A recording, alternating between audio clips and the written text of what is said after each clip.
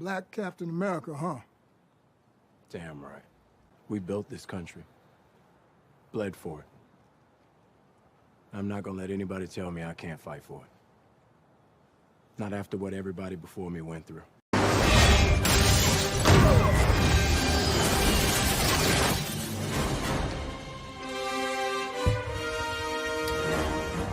What's up? What's up? What's up, everyone? Hello, hello, hello. How are you all doing out there? Thank you so much for tuning in this Sunday evening for another episode of Just My Opinion Reviews Super Duper Edition. It is a superhero comic book smash down. Guys, I want to thank y'all so much again for coming through. I really, really, really do appreciate it.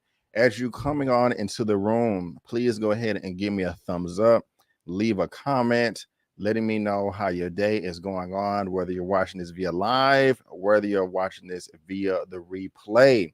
Let me know how I'm looking. Let me know how I'm sounding. Let me know if I am crisp. Let me know if I am clear and we can get this party started.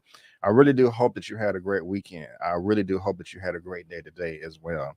Hopefully you got all of your grocery shopping done and your food is cooked and put away. Hopefully your bathroom is clean. Your house is clean. If not, it's okay. You can clean it later.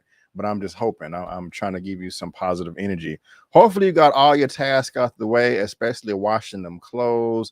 They dried, they folded, they put away. Unfortunately, that is not the case for me. I had one more load left. And I found out that I was out of not dishwashing. Who washes their clothes with dishwashing soap with laundry detergent? And I was like, crap, dog, I had some sheets I want to wash.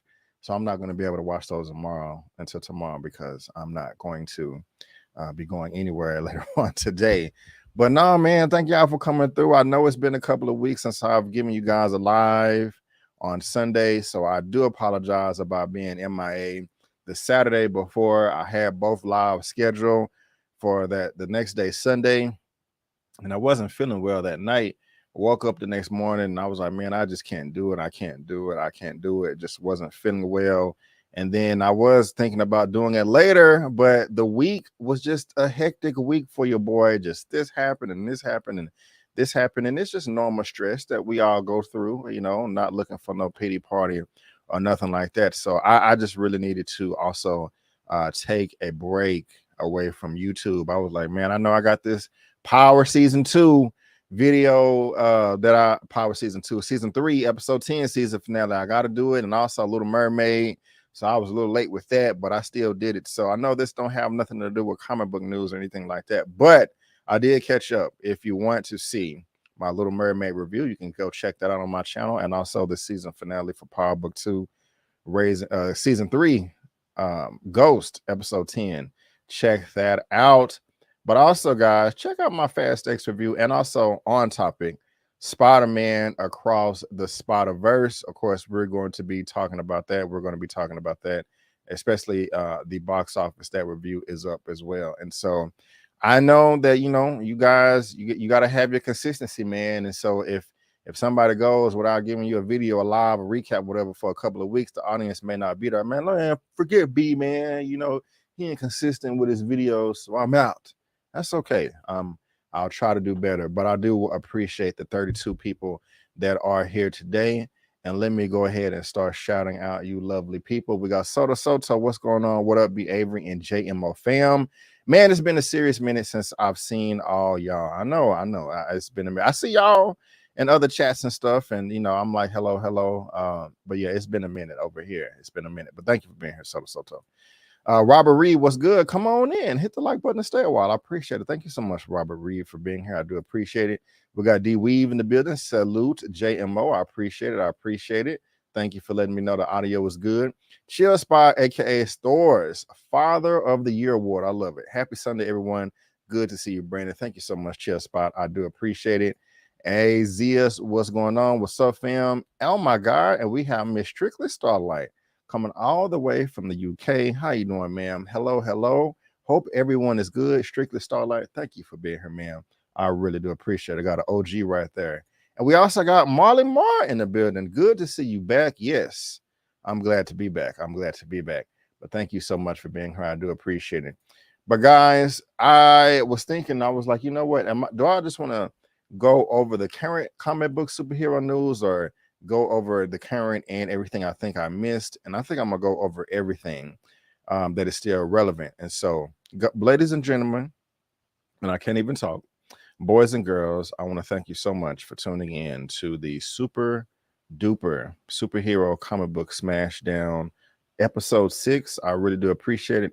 Everything that we're going to be discussing today will be in the description box of this video with the respective link. If you're interested in an audio only version of this broadcast, you can get it here at buzzsprout.com. There is a link to this in the description box of this video. I'm on all of these platforms right here: Apple Podcasts, Spotify, iHeartRadio. You see the screen, but I'm also on SoundCloud as well if you do want to get your audio only version on. I do appreciate it. Y'all give me a thumbs up. Let me know about my commentary, whether you agree or disagree, whether you're watching this via live or on the replay. Also, guys, what was I about to say? It just slipped my mind. It just slipped my mind. But no, I am live right now on YouTube, youtube.com/justmyopinionreviews, also twitch.com/justmyopinionreviews. And if you want to follow me on social media, you can. Twitter, Instagram. Still don't have my Facebook back yet, but you see it on the screen right there. Just My Opinion 84. Help your boy out. Get to his next milestone on Instagram as well. We also have Jenna James in the building. What's going on, Jenna? How you doing? Thank you for being here. And Xavier Phoenix, thank you for the welcome back. I appreciate it. But we have Derek Gaines for the first super chat of the day. Derek, thank you so much, man. I do appreciate it. What a money reside, what a money reside, what a money reside, what a money reside. Okay. I finally caught another live. I love it, Derek. I love it. Hello, Brandon. Thank you, Derek, for the $2. Thank you for being here, and thank you for joining the live. I really do appreciate it. But ladies and gentlemen, boys and girls, let's go ahead and get on over to the first topic of the day. Wait a minute. Okay, hold on 1 second. I got nervous I was like, I know all that work that I did right before we got started did not just disappear and go away. But no, it's right here with my banners. This is the first topic of the day. And I want to talk about box office. I want to talk about the office of boxes. And we're not going to just start off with Spider-Man Across the Spider-Verse. First, we're going to be talking about Guardians of the Galaxy, because I am a fan of that franchise and I want it to do well. Right now, for Guardians of the Galaxy, I believe this is its 5th week in theater. Worldwide, it is at $780 million worldwide. That is decent. Now, the reason why I say that is, if we go over here to Google and we type in Guardians of the Galaxy Volume 3 production budget, it's going to come up with $250 million. Now, if I just type that in 2 right here, this one was 200 million. And I think the first one was 175. We're just going to see. Oh, no. I know. Okay, that's Volume 3. Let me see. Volume 1. I think it's 170 million. But the first one, not the first one, the third one, which we're talking about. Okay, I can't find it, but we're just going to ride with 170. So let me, for the, this third one right here. Now, the rule of 3, if we pull out the calculator, we actually, that's not necessary. Everybody can do math. That's $750 million worldwide. That is what Guardians of the Galaxy Volume 3 would need to meet, in my opinion, so that the studios feel that the studios made a respectable profit, and also they just didn't waste their time, okay? And I would say that Guardians of the Galaxy was able to do that, over $30 million, 780. However, this is still not, that impressive. Well, I don't want to say it's not impressive. It is impressive. Dang near $800 million worldwide. That's dope. But at the same time, it's not as profitable as Part 2.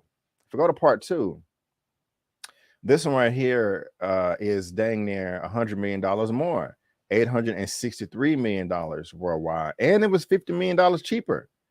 And so, yeah, Guardians is profitable. It's not going to be as profitable as Guardians Volume 2. It is not going to hit heat. It is not going to hit this amount right here, unfortunately, at 863. And even if it did, let's say Volume 3 did hit 863, it's still, not going to be as profitable as Part 2, because it was $50 million more expensive. I think it will reach about $800 million worldwide, maybe 815, but you know, I don't want Marvel Disney to be embarrassed, and I don't think that's maybe the right word to use in the first place. But I'll be happy and satisfied if they can write this off at $800 million. And I think it's going to do that. Volume 3. If we want to look at it by the weekend, the holds have been pretty good. This was the biggest fall at 51%. So it gained another $10 million this past weekend. But if we look at it, how much it's made each week, let me click that. So 152 the first week, 81 million the second week, 44 and 33. You know, if it continues to do this, follow this pattern right here, I mean, the next week it may make that 22 million, and then after that another 10 million. So it'll reach the $800 million worldwide, and so that's just pretty dope right there. You guys, have you seen Guardians of the Galaxy Volume 3? If so, what did you think? Let me know down in the comment section. I'm very, very curious. Got another super chat from Travis Looney, $20. Thank you so much, Travis. I do appreciate it. And you know what we do over here for the dub.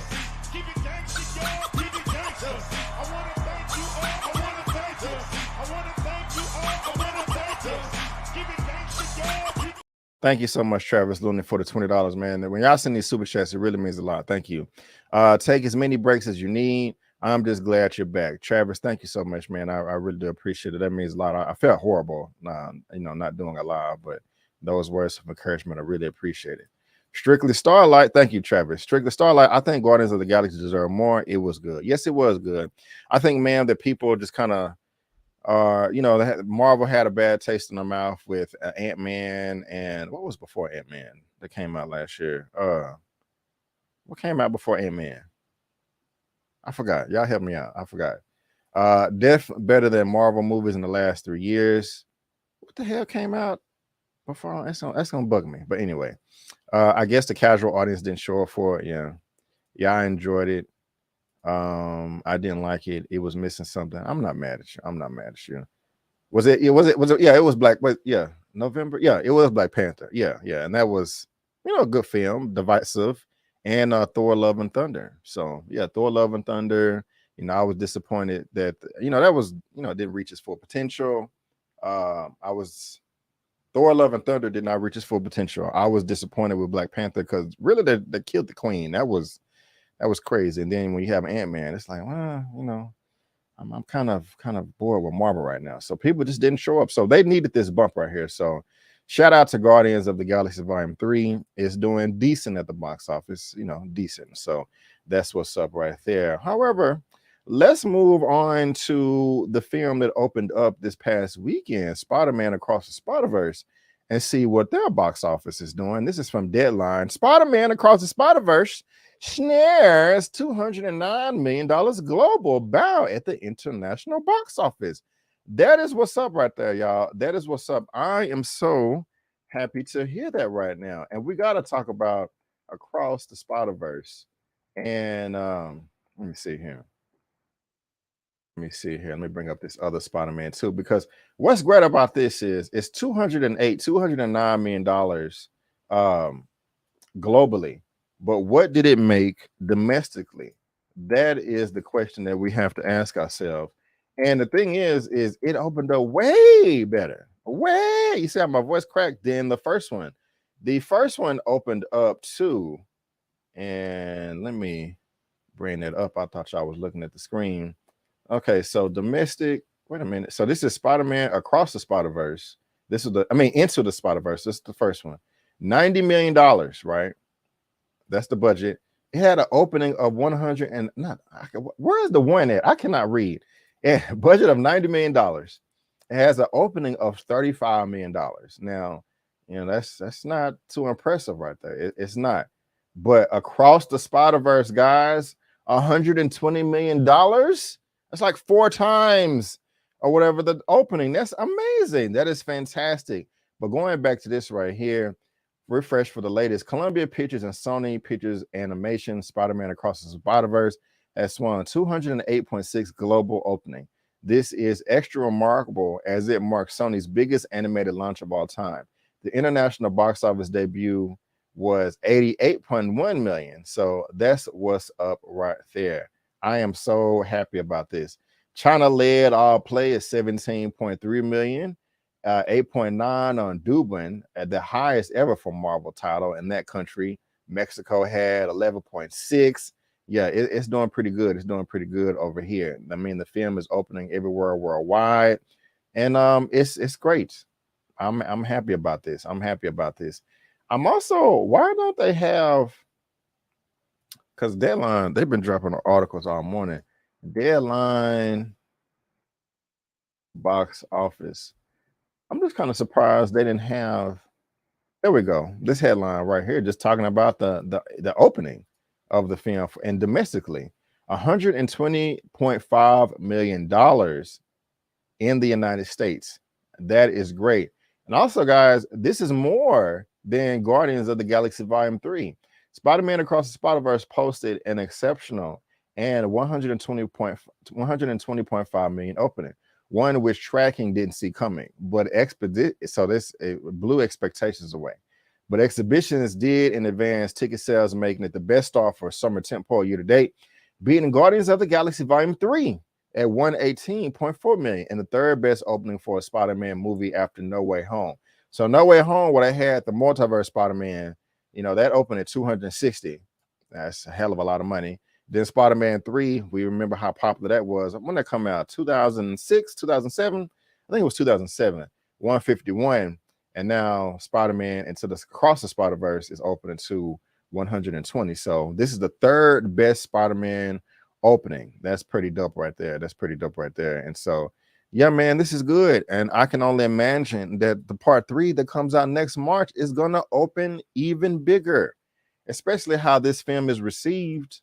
I mean, a lot of people, including myself, are saying that this is the best Spider-Man movie of all time after 10 films. And I agree. Look at this, a 95% on the Rotten Tomatoes from the critics and a 96% of audiences. Now, again, this 95%, all it means is that out of these, let me try to make this bigger. Out of the 250 reviews that this film got from the critics, 95% of this 250 liked the movie. They're not saying that this is the best movie ever and it's a perfect 10 out of 10. This is just saying that 95% of them like the movie.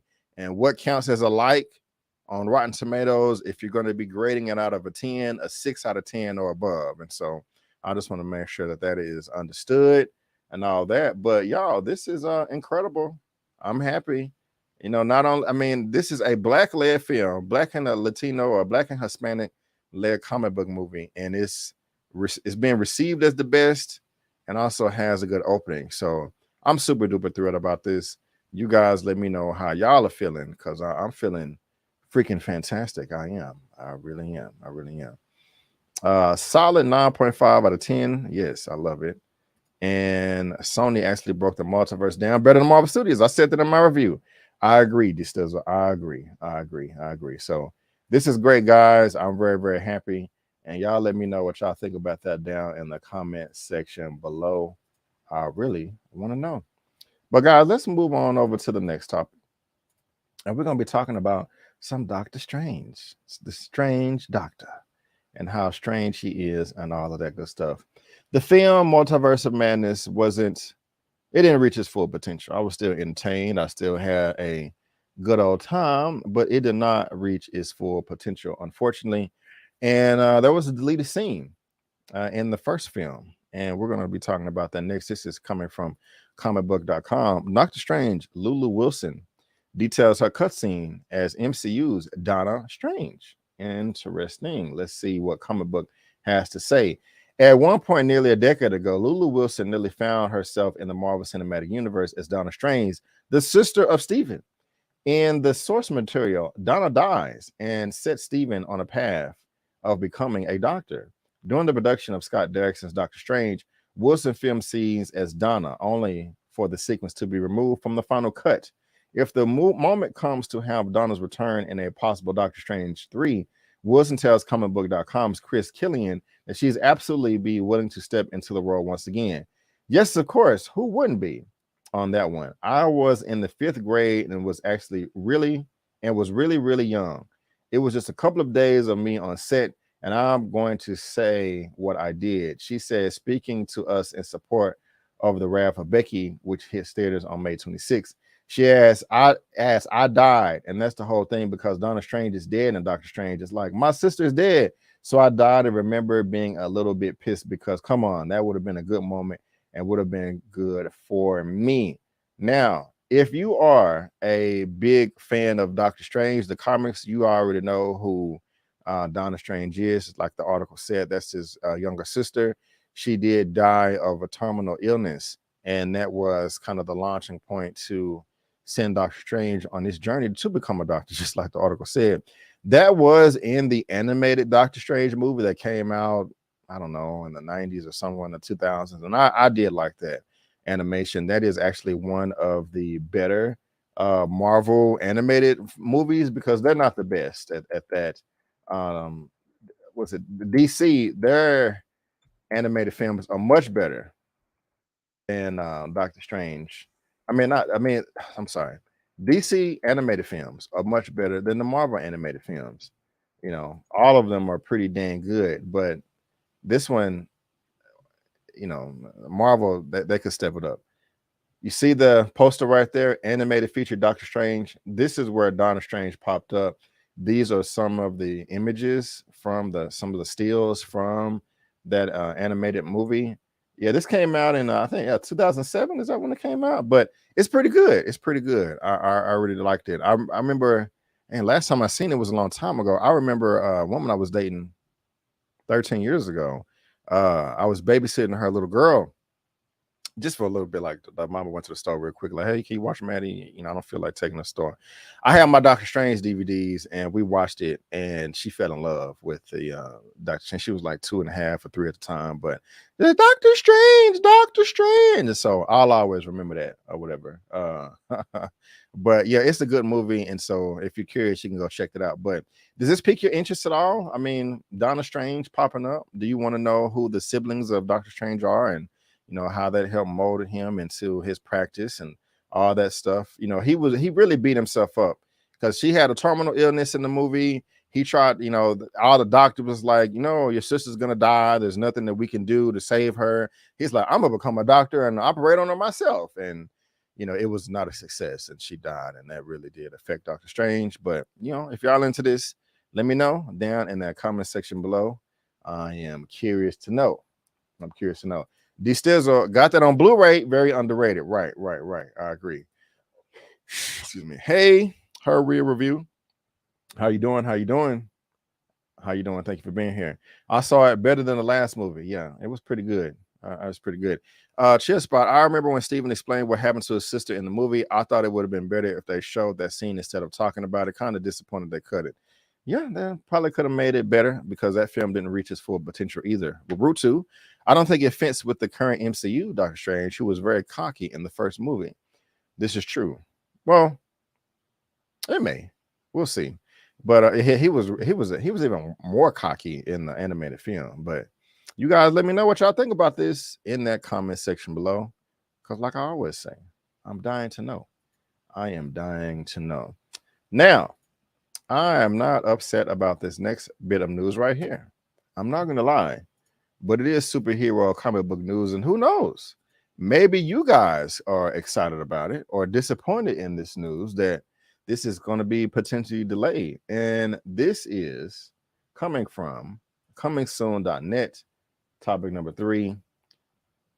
The Penguin production delayed due to writer strike. According to Deadline, the ongoing production of DC Studios' upcoming Max series, The Penguin, was shut down in New York City after being interrupted by WGA East picketers. It is unclear if this setback would have a bigger impact on the Batman spinoff filming schedule. The Penguin is the only upcoming superhero series that has been suspended due to the WGA organized picketers. Last week, filming on Marvel Studios projects, including Daredevil, Born Again, and Wonder Man, had also been shut down. What to expect in The Penguin? Well, set in the world of 2022's The Batman, The Penguin will focus on Oswald Cobblepot's past and show his rise to power in Gotham's seedy underbelly, rather than portray him as the established kingpin. The character has a rich history of live-action appearances, as Danny DeVito famously played Penguin in The Batman Returns, while Robin Lord Taylor portrayed him in Gotham. Now, I'm going to be honest with you guys. I have no interest in this at all, but I will say your boy Colin Farrell, he did a great job in the film in the 2022's Batman.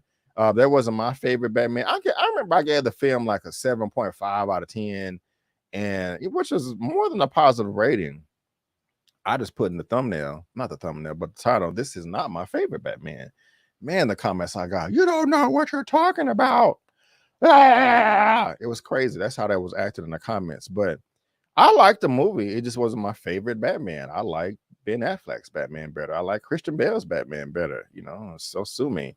But I will say that your boy, you know, Farrell, he did a great job. So do y'all care about this? Are y'all like, damn it? I was really looking forward to the show, Brandon.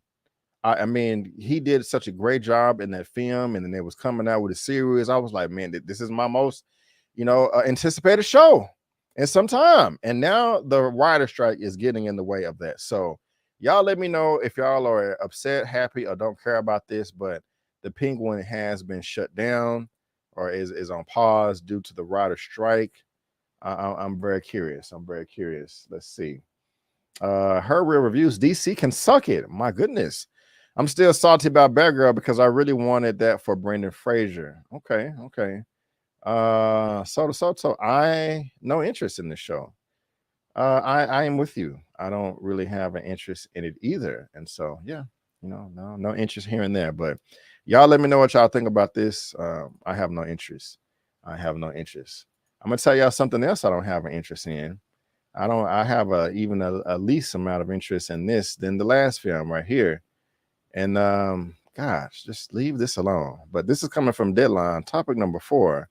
Oh my gosh, are we gonna cry? Venom 3. Chiwetel Ejiofor joins Tom Hardy in next installment. Tom Hardy, I like Tom Hardy, but I do not like this franchise, and I like Chiwetel Ejiofor. But my brother, what are you doing? Let's get into this. They have the exclusive.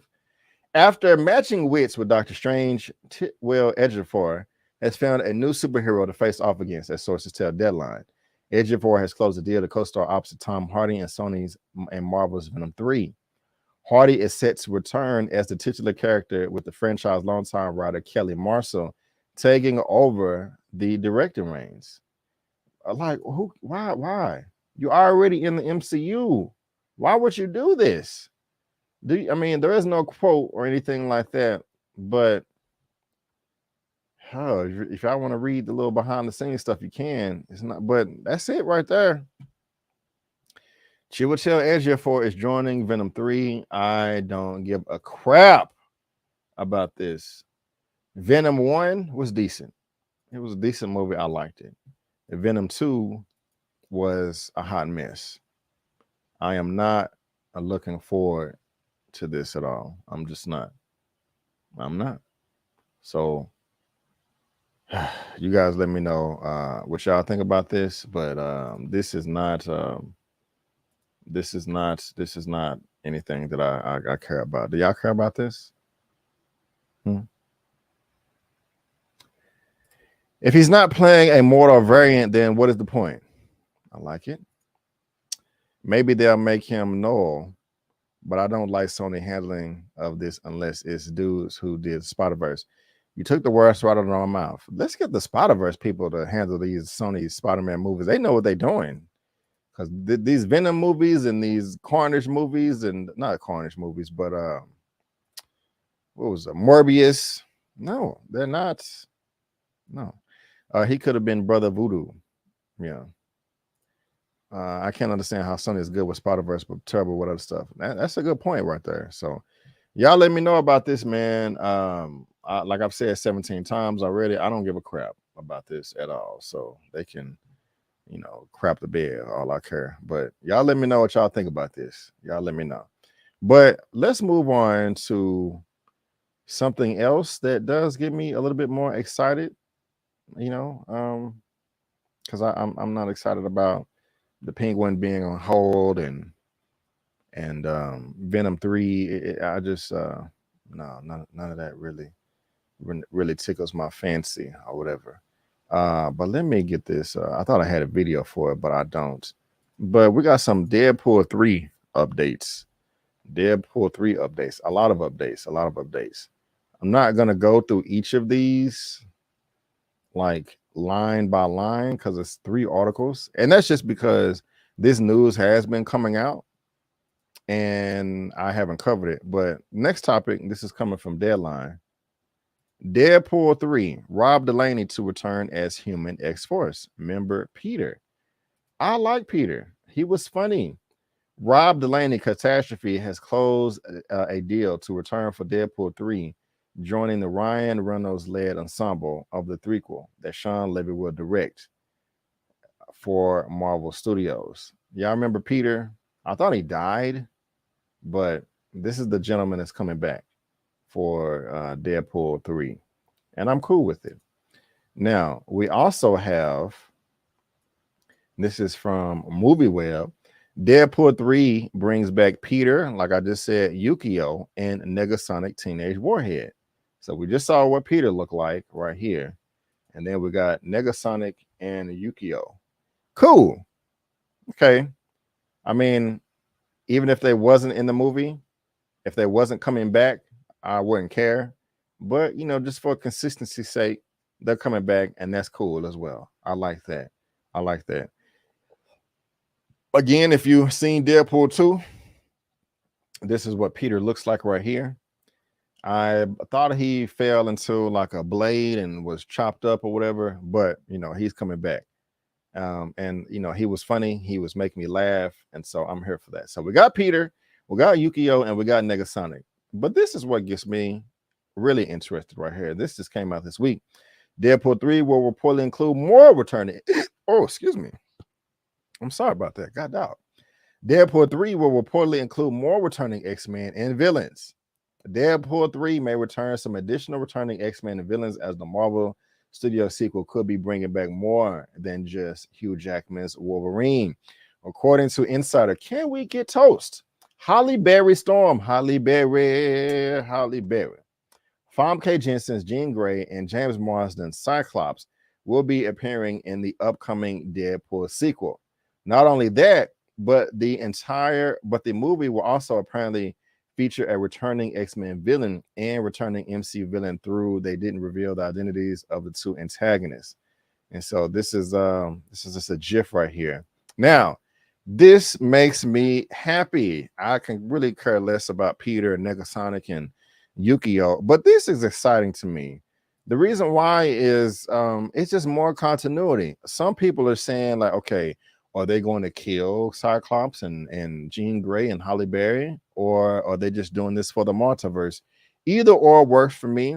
I'm not saying that they have to kill them off. That would be kind of funny.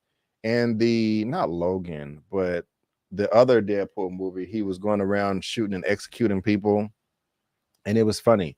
He murdered himself, Ryan Reynolds, and Green Lantern. So if they do that, I think it'll be a lot of laughs. I think it'll be silly. It'll be goofy.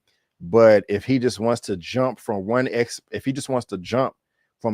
universe to the next, that would be funny. I always had the idea that he can break the fourth wall, which his character always does. Hey, what's going on? Oh, I just got a text message or a notification on my phone that Disney has bought X-Men. And so he can be walking from take a break out the movie, breaking the fourth wall, walking through the lot of 20th Century Fox or 20th Century Studios, and then walk on over to the Disney lot or the Marvel Studios lot in the middle of the movie. And, you know, the movie continues like, okay, I guess I have a new owner now, you know, and as he's leaving the Fox lot, walking over to the Disney lot, they can have Halle Berry, Cyclops, Jean Grey in the Fox lot waving bye, like, bye, see you later, or have fun with your new company as we fade away, or something, you know, silly like that. I mean, the sky's the limit. You know, you can do pretty much anything with Deadpool, and it will work just because of the nature of his character. And so that's just dope. I'm cool with that right there. But I don't know. What do you think about them possibly coming back? Again, we have Peter coming back right here. We also have Yukio and Negasonic. but we may, and this may just be a rumor. Of course, we have Hugh Jackman. That's been confirmed. But you know, Halle Berry as Storm, Famke Jensen as Jean Grey, and James Marsden as Cyclops. I think that would be pretty dope. You know, I think that would be pretty dope. Oh, that's good. Yeah, Deadpool got his crotch out and all that good stuff. Y'all let me know. I want to thank ZSB for the $5 super chat. Sent you for trying to send super chat since episode, but blocked. Huh. Well, thank you so much. I really do appreciate it. Thank you so much. Thank you. Let's see here. I gotta fix that. That's interesting. Let's see here. What y'all saying? Will Spider-Man be in it? Are you talking about I'm trying to say. You talking about will Spider-Man be in Deadpool? Let's see here. Is Thanos coming back? I'm liking it. That's a good idea, B. Avery. Yeah. I love it. Don't care about, man, this comment section is weird. Don't care about the OGs returning. I want to know who the new X-Men are. I do too. But thank y'all so much for the commentary. I do appreciate it. I cannot wait for Deadpool 3. I cannot wait. Why is it so big like that? Okay, there we go. Let's see here. Yeah. So, any more comments? I want to know who the new X-Men are as well. But yeah, guys, y'all let me know. Deadpool 3. How much y'all think Deadpool 3 gonna make? I'm gonna say if Deadpool 3 is as good as the first film, I think it'll make $2 billion worldwide. I think so. Before we move on, I want to hear at least one comment on if y'all think I'm tripping or not about the Venom, not Venom, but Deadpool 3 box office. I think it'll make $2 billion. I mean, it's gonna make unless the movie sucks, it'll make $1 billion easy. And I'm not saying that a film has to make $1 billion to be successful. No, so 900 million. Okay. I got you. How much did the first one make again? Let's see here. Box office mojo. So the first one, and that came out in 2016. Okay, so okay. The first one 782. 782. How much the second one made? 785. And I said $2 billion. Maybe I'm gonna dial it back a little bit. I'm gonna say 1.5 because I think people are going to be so excited because he's now in the MCU. Plus, Hugh Jackman's coming back. I don't know. I'm gonna say 1.5. Yeah. So you guys let me know what you think about that down in the comment section below. I had to dial it back a little bit. I think I bit off too much that I can chew there. You know what I'm saying? So anyway, but yeah, y'all let me know what you think. And that is not the next topic. Let's see here. Where's my banner for that? Hold on. Okay, sent. 1 second, y'all. Where did I not make a banner for this? I'm kind of anal, and it'll mess up my anxiety if I don't pull it up. I guess I didn't. I'll do it real quick. My bad, y'all. Give me a second here. All right.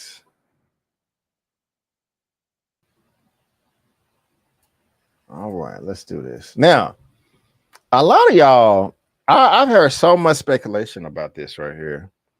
And I'm the only person that thinks this is a good idea. I'm the only one looking forward to this. Of course, I'm looking forward to Loki season 2, but I'm also looking forward to Echo. I don't know. No, everybody's like Echo sucks and it sucks and it sucks and it sucks some more. I thought Echo was fine in the Hawkeye series. I thought it was kind of different that you had a deaf character and she could fight. She kind of gave Hawkeye a run for the money. And I never heard of Echo before anyway until I saw Hawkeye. So I didn't have any expectations at all. They were zero. They were just non-existent. And so why not? Now, there has been some rumors and speculation going online that the show sucks. And that's why they're doing this release that they're doing. But we're gonna talk about it. This is coming from Variety. Marvel sets premiere dates for Loki season 2. Echo on Disney Plus and Echo on Disney Plus. And so let's get into this. Marvel has set the Disney Plus premiere dates for the second season of Echo. Marvel has set the Disney Plus premiere dates for the second season of Loki with Tom Hiddleston and the Hawkeye spinoff series Echo. Studio chief Kevin Feige announced during the Disney upfront on Tuesday. The season 2 premiere of Loki will debut on October 6th. A month later, in a first for a Marvel series, all episodes for Echo will be released at once on November 29th. I am happy about that, man. I am. Again, I know nothing about Echo, so it's not like they can mess up the character or not be faithful to, because I don't know. So this is fresh for me. If she coming in just fighting and kicking ass, okay.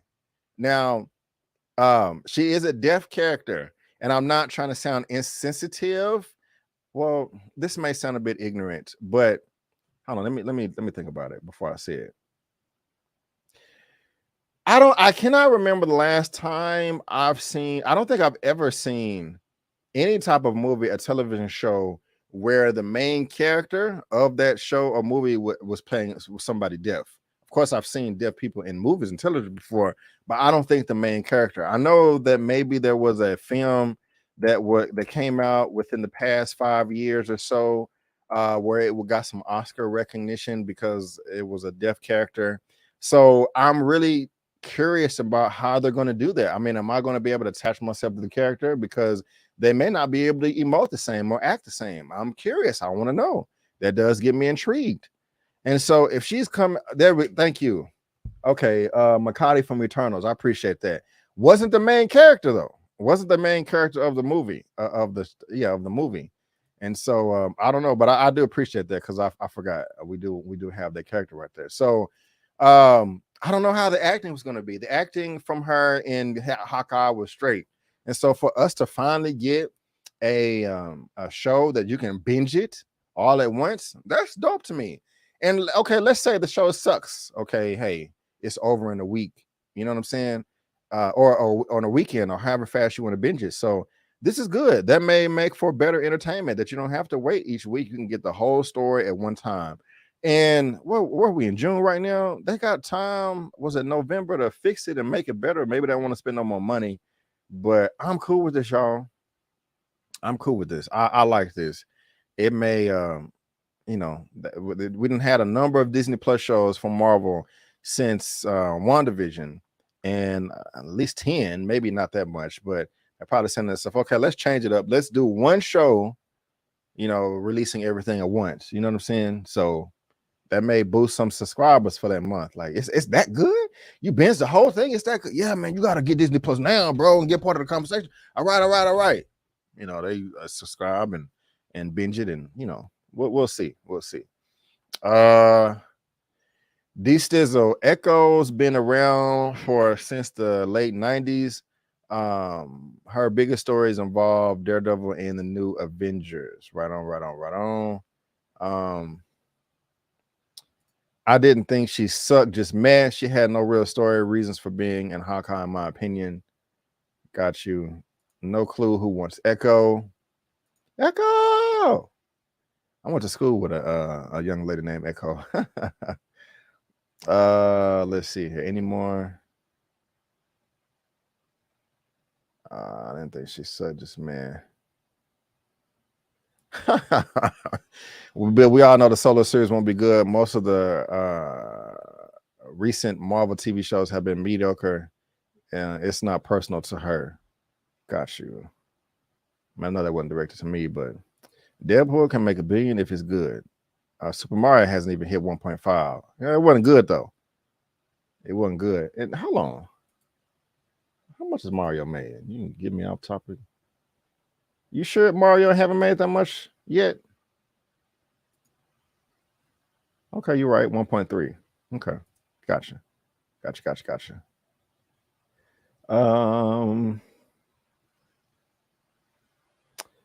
right. Well, that's it. Yeah. Okay. Y'all fast with the comments. All right. So yeah, man, I'm Loki season 2. We're gonna get that in October, and we're going to get Echo and season 3. What am I talking about? We're gonna get Echo the whole thing in we're gonna binge it. So I'm definitely going to be covering that, and hopefully you guys will join me in discussing it, because that would be great. But again, if you're watching this via live on the replay, there's a link to this in the description box below for you to read at your own leisure. All right. That's the Marvel. Let's jump on over to some DC real quick. Some DC. And of course, guys, I have the newer topics towards the end of this live. And so I'm really eager to get into all that as well. But for now, we're talking Superman coming from the Hollywood Reporter with some casting.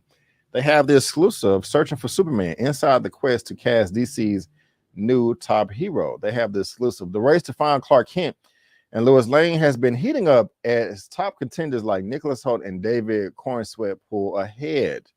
Yes, the quest for James Gunn's Superman continues. Hold on, I'm trying to do something to get rid of this ad right here, but I'm having horrible, I'm not a good time doing that. But casting for Superman's, oh, this is so annoying to me. I'm sorry. Hold on, y'all. I'll do it like that. Casting for Superman Legacy, the feature meant to kick off Gunn and Peter Safran's much wanted vaulted chapter for DC Studios, is hitting a crucial phase with a short list of names bubbling up for the roles of Clark Kent, Lois Lane, and Lex Luthor. David Cornsweet, who recently played the ill-fated projectionist opposite Mia Goth and Pearl, is among top contenders to play Kent, aka Superman, advancing to the screen test stage that will likely take place after Memorial Day in early June. Okay, I don't know who these people are. Do y'all know who is David Cornsweet or Corn? Is that how you say his name? We're gonna look up some images. Actually, let's just go to IMDb. Corn. Who's this guy? I didn't see Pearl. Okay. All right. He got the draw. You know, how y'all feel about this? Cornsweet. My fault. How y'all feel about this right here? Y'all good? Let me put in my birthday so they'll know that I'm old enough. Now y'all know my birthday. Boy, getting up there. Submit. Okay, that was just pointless. But what is it being in? This is straight. So he's in Pearl. I didn't see that. We on the City. I saw that. That was an okay show. I don't remember him in it. I covered it. House of Cards. I didn't watch. Heard of it though. Elementary. Let's see here. Okay. How y'all feeling about Cornsweet or Cornsweet or David Corns? I don't know. How y'all feel about this guy?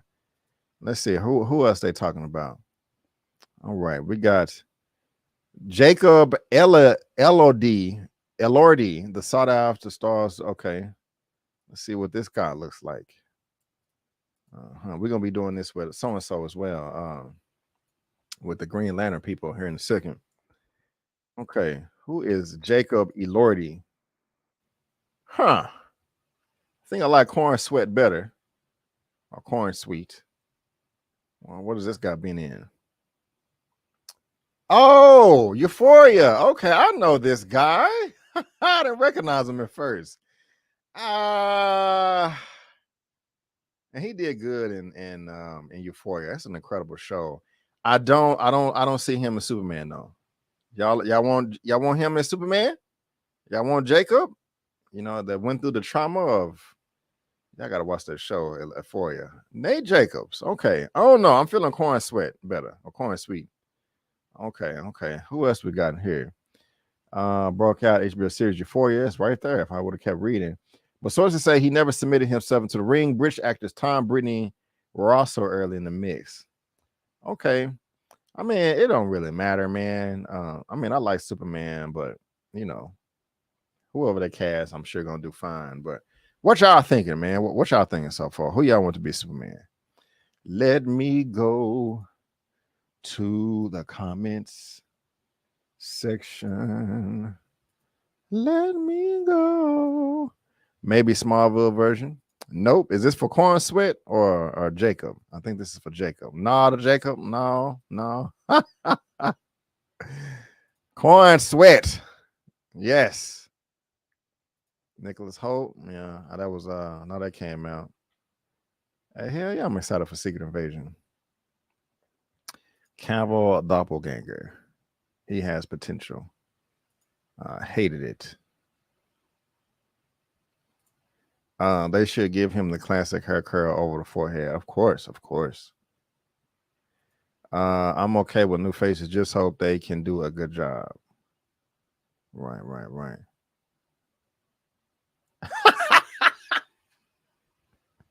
Anthony Mackie as Superman. Man, I would love it, man. And get Anthony Mackie as Superman. We get what you call what's his name? Gosh. Oh, Don Cheadle as Captain America, as Captain Planet. I love it. Jacob could pass for a 25-year-old Clark. David fits more in the late 20s, early 30s area. Right. Corn Sweat. Yeah. All right, y'all. You know, I mean, I'm pretty sure anybody would be fine, but y'all let me know what y'all think. Who should be cast as Superman? How y'all like these picks so far? You know, we got some decent ones on the horizon. But now, guys, let's do the same exact thing for another DC character, Green Lantern, aka John Stewart. Dun, dun, dun, dun. Coming from comicbookmovie.com. Lanterns. Comicbookmovie.com has been doing this for a while. They're fan cast and just having fun throwing some people out there. Who could play Green Lantern? John Stewart. Now, first I got John Boyega. It's a no for me. Now, John Boyega, if you're watching this, my brother, I do like you as an actor. I do like you as a performer, entertainer. I am here rooting for you. However, you're not my first choice for John Stewart, Green Lantern. But I don't think you would do a bad job. But John Boyega, I still haven't finished Attack the Block. What y'all think about John Boyega? John, yes. John, no. Anybody looking forward to John Boyega? I know what did happen to that Black Superman. Eman covered this a couple of weeks ago. If you go check out his channel, he did do a video about James Gunn talking about Black Superman or something like that. So go check out his channel. Link in the description. Wow, JoJo be coming with the jokes. Brandon Keith Sweat can be cast as Superman Daddy. Hilarious. Boyega is whack to you? Okay. Nobody. John can act, but I don't see him in many of these super. Yeah, I don't either. I love him, but I'm just, I'm okay with John, but there are a couple other better choices. Okay, let's keep going. Oh, I didn't actually. I showed y'all. I was supposed to see y'all John last, but I showed him first. So let me fix this. Let me go back to the first people they got on the list. Okay, that's number 5. I don't want that. Okay, all right. Let's start from the beginning. Here we go. All right. Trevante Rhodes. He played Mike Tyson recently. How y'all feel about this brother right here? It's John Stewart. Huh? What do you think of Trevante Rhodes? After blowing everyone away with his phenomenal work in Moonlight, Rhodes has since impressed us in the likes of the United States vs. Billie Holiday, Bird Box, and in Mike, a TV biopic about legendary boxer Mike Tyson. How y'all feel about Trevante Rhodes? She said, yes, Trevante, yes. Hot fire. He gets you hot. Okay. Kev says no. I can see Javante. Okay. I can see it with Rhodes, maybe. Dan the Man. I want to be Blade because they're taking too long with Mahershala. I'm good with him too. Javante can act. I can see not my first choice. Okay. And again, you know, you could, if you're watching the replay, you can still place your bets. You know, okay. So let's go ahead and move on to the next dude. Let's see who else they got. Okay, now this is possibly my number one. I forgot what the whole list says, but next, John David Washington. Now this is probably a given. Like, of course they're gonna throw him in there. What do y'all think of brother John David Washington? Do you think that he should be able to play John Stewart, aka Green Lantern? Let me know. D Stizzle said nope. Kev says yes. Oh my gosh, her real review. Why all the hate? You hate him? Dang, what'd he do? He's only a good actor. But no, I asked and you told me, so thank you. Easy Law says that's an easy yes. Right, okay. Oh, I didn't pull up the comment. Yeah, that's an easy yes. A big maybe. Yeah, he would be my first pick. Get his daddy instead. I don't know about that, but yes, okay.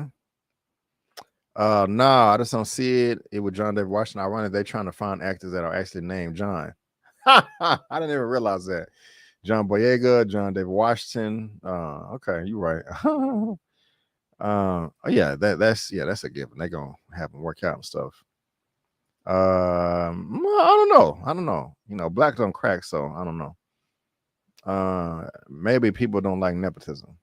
He's a close second. Jojo, I'm not reading that. But let's see here. Who is the next one? Let's see here. All right. He would do fine, but this is not my favorite right here. I want to see him do other stuff. But they got Michael B. Jordan. We love Michael B. Jordan, but I can understand everybody probably gonna be like, no, I don't want Michael. No, Michael for me. You know, I love Michael. I don't want him to. I don't want to see him as John Stewart. You know. Let's see here. Damn. No. Oh God, I need to find that audio. Hold on. Let me see if I got it. Hold on, real quick. Do I have it?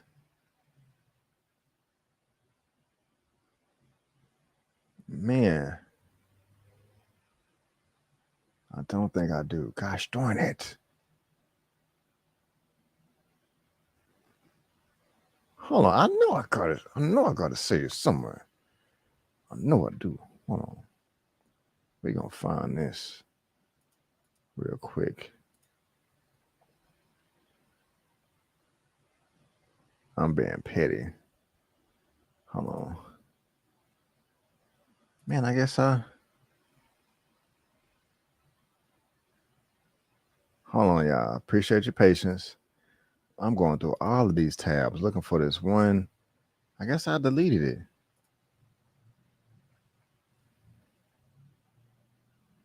Damn. Hold on. That's not it.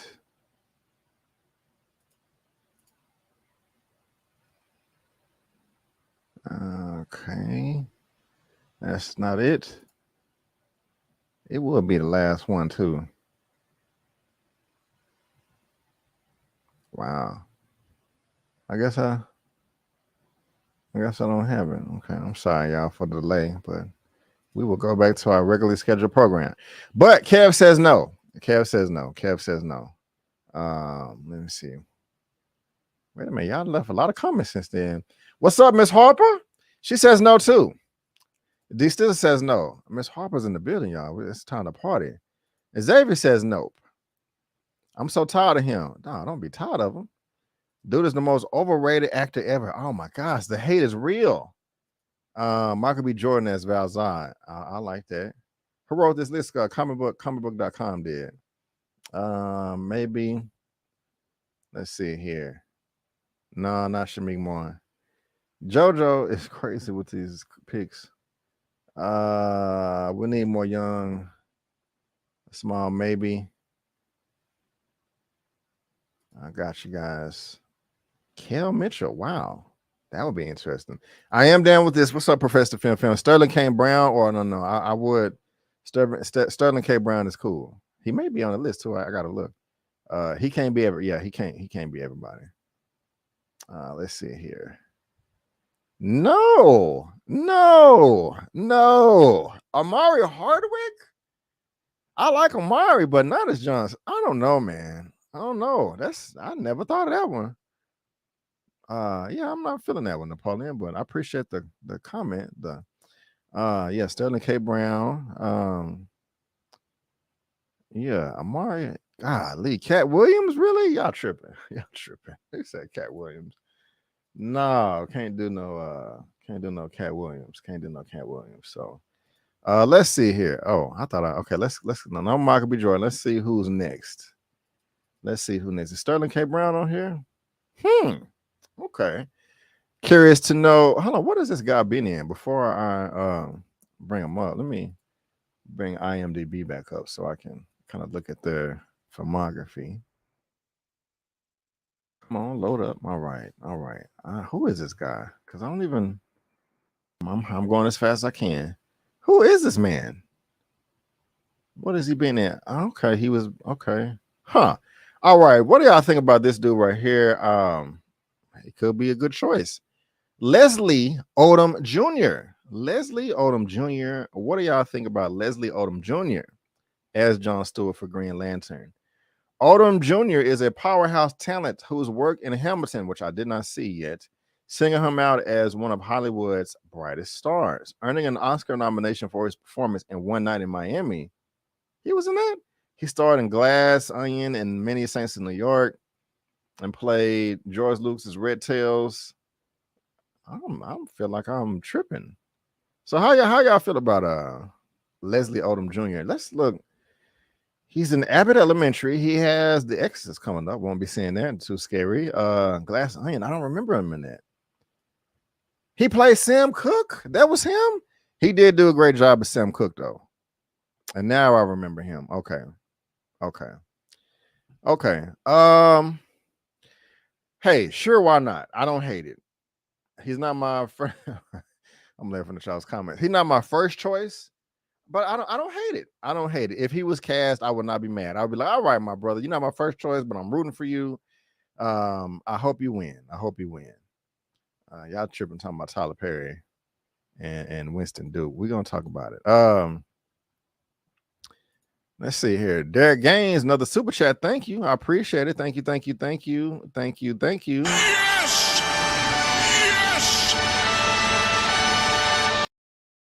$2. Benedict Talley. Who is that?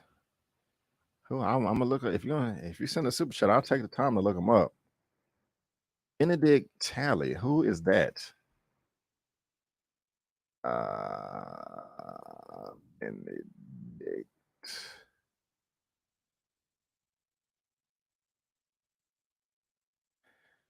Is that a person? Am I tripping? Oh. Let me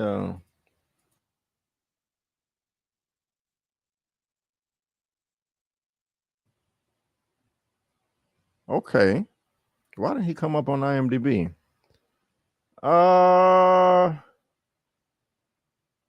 He cool. Yeah, I can dig it. If this is the person you're talking about, let me know. I'm cool with that. But thank you, Derek Gaines. But for the rest of you guys, how y'all feeling about Leslie Odom Jr.? Let's see here. What are y'all saying? What are y'all saying about him? Somebody stoic. No. I can see Leslie in the role. He can act, but I don't see it. Y'all like him for Jon Stewart? No. No. He was a good actor though. He was good in my he was fine. And Miss Harper said absolutely not. More of a Black Panther type. Not Black Panther. No, not Black Panther. He was in the Proud Family. Okay. No. Let's see here. He was in True Blood. Okay. Saying can't act. Okay. All right. Let's see who we got next. So, not putting them too many people excited about Leslie Odom Jr. And wow. Okay. This is a hold on. Right now, when I first saw the name and image, I was like, this is an absolute no. Yeah. Actually, at first I was like, hell no, but maybe. I'll tell y'all what changed my mind. Okay. I'm not too familiar with this guy, but Ray J. Jean Page. I know he's popular out there, but not for me. How do y'all feel about this brother right here coming in number 3? Let's see here. If you've not watched Bridgerton, chances are you're wondering what is all the fuss about when it comes to Page. I'm looking at y'all commentary already. Well, he's a talented actor who's become a fan favorite choice to play James Bond, but after Dungeons and Dragons, Honor and Thieves, we like to see what he can do in the superhero realm. As John, he brings a joy of eyes to lanterns and is more than capable of kicking ass alongside whoever plays Hal Jordan. Yeah, man, I don't know about this. Because the first image, I was like, no, when I saw that. But then when I looked them up on IMDb and I saw this image, I was like, well, I don't know. Not my first choice, but possibly can pull it off. Possibly. Kev said too light skin. I was wondering if somebody was going to say it. And I'm not mad at this. I would like Jon Stewart to be darker. I want Jon Stewart to be dark skinned. I want Storm to be dark skinned. I want some chocolate people. I love my chocolates. I do. Let's see here. Oh no, yeah, that okay. Let's see here. Dan the Man said no. Hell no. No. Not as Jon Stewart. Great actor, but no. Not for Jon Stewart, but baby is fine. Slide them DMs, real. Slide them DMs. He looked like 21 Savage, 21 Lanterns. Hilarious. Miss Harper, again, absolutely not. Good actor, but no. That is a negative. Heck no. He a pretty boy. What's wrong with the pretty boys? You know what I'm saying? Wayne, what's up? There is only one page, Diamond Dallas Page. That's right. That is right. Nope. I don't see. Jon Stewart needs to be a Black American actor. I ain't mad at that. I'm not mad at that. Nope. John is a brown skinned brother, okay. Have to be muscular type person, okay. Chocolate lanterns, you got to get our chocolates in here. He could pull it off, but I don't think it's happening. I could see the new Uncle Phil as John. Oh, I could see that too, DJ Generation. I like it. Get the dark skinned brother from the beginning of 300. I'm not really feeling him as Green Lantern, but I'm not mad at you. This list is kind of lame. Oh, well, I didn't make it. They did. Make a list. This says make a list. Let Brown keep his melanin. He don't look masculine. Oh, really? Okay. Trevante Rose. Okay, so we got a lot of no's for Ray J. Jean Page. So okay. Sorry, Ray J. The fans aren't feeling you too much. Said you're a great actor, but they're not feeling you. Okay, so let's move on to the next one. And this is an absolute no for me. I love this brother, but I definitely don't want to see him as Green Lantern Jon Stewart. That is Winston Duke. Do we have any? Again, Winston Duke, you watched this, my brother. I'm rooting for you, but not for Green Lantern. Not for Green Lantern. Anybody out there feeling Winston Duke as Jon Stewart Green Lantern? Let me know. I'm curious. All right. Let's see here. We got a dot from Dan the Man. We got a hell no to the no from DJ Generation. Hell no. Nope. This is a joke. Okay. That's a no for me, dog. No shade, but he kind of big to be John. LOL. That's a no for me. Hell to the no. To the no. Hell to the no. Hell to the no. To the no. Hell to the no. To the no. Oh. Yeah, I had to do it, y'all. I had to sing. I'm sorry. Y'all know what I'm talking about. Work with, I want to play the video now. Like, I'm willing to stop the whole show to download that to play it. Yeah, yes. I'm so serious. Whoever made this list should be fired. Damn, it's like that. Y'all don't like the list, man. Come on, give comic book movies some credit. This list is not good at all. Hey, I it's fun, you know. I think he could pull it off. If they don't simp him like they did in Black Panther, yeah.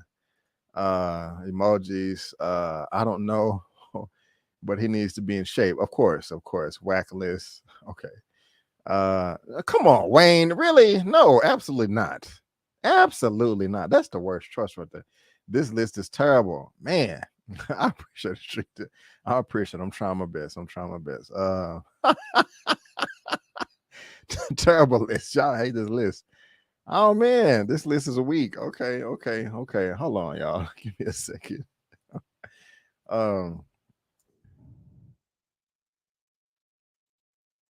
One second.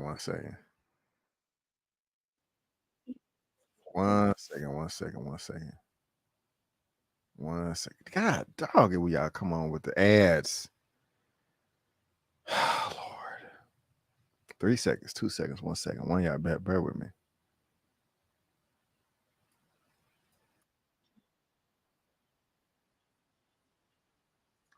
All right, that's taking too long. I wasn't trying to play the hell nah video, but maybe next time. I need to get that. Okay. So nobody feeling Winston Duke. Okay. All right. Last but not least, I think we already went over this one. But we can do it again real quick. No, we did. Yeah.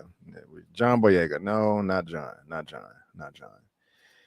They put the names of black actors in the hat and drew them names randomly. Yeah. So I think who we going with? We're going with I think some of y'all was like Trevante Rhodes. Some of y'all said John David Washington. So again, we got John Boyega, back, Winston Duke. Oh, I went the wrong way. Okay, back. I'm back. Okay. Regé Jean Page. No, or Jean Page. No. Leslie Odom Jr. That's okay. That's cool. No, Michael B. Jordan. Sorry, I love you, Michael, but no. John David Washington. So we got Leslie Odom Jr., John David Washington, and Trevante Rhodes. I think those are pretty decent names for those three, but that's just me. A lot of y'all said that y'all don't like the list and that the list sucked. But leave your list in the section in the comment section below. I'm curious to know. I am curious to know. Okay. Let's go ahead and keep the party moving. Oh yes. So we were talking about some mother freaking DC. Damn it, I don't ruin the surprise. We were talking about some DC, but now let's move on over to Marvel for one of my most anticipated films of next year. Y'all know why? I do my intro with them all the time.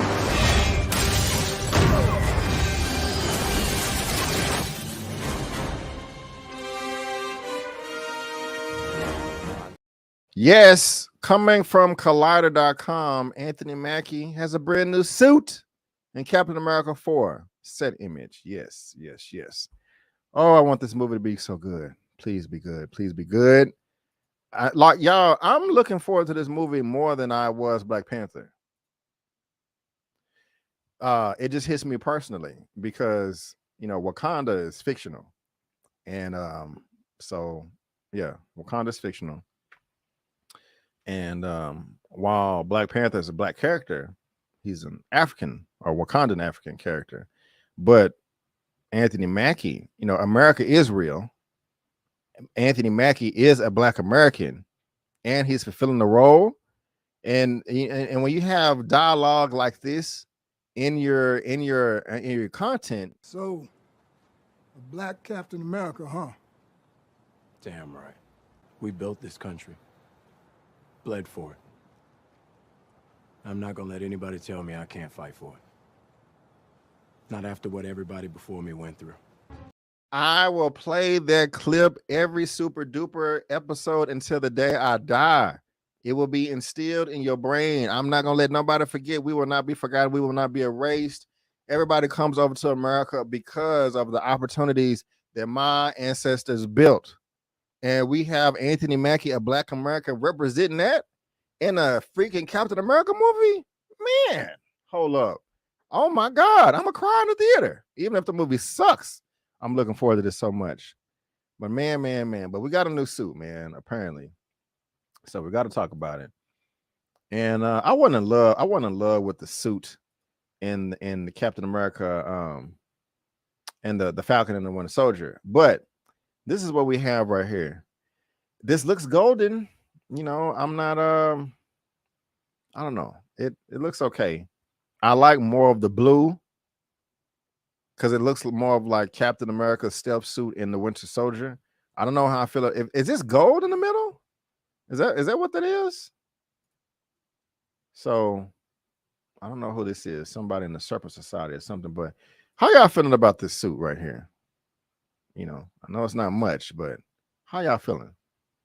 And do you share my sentiments and excitement, my level of excitement for the film? May 3rd of next year. What do y'all think of the suit? I don't know why I just screamed that like that in the mic, but I'm sorry. Super chat. Benedict Talley as actor is Macabre Brooks. Okay. Thank you, John C. I appreciate it. Thank you. What? I hate the nationalism in MCU after the snap and blip happening.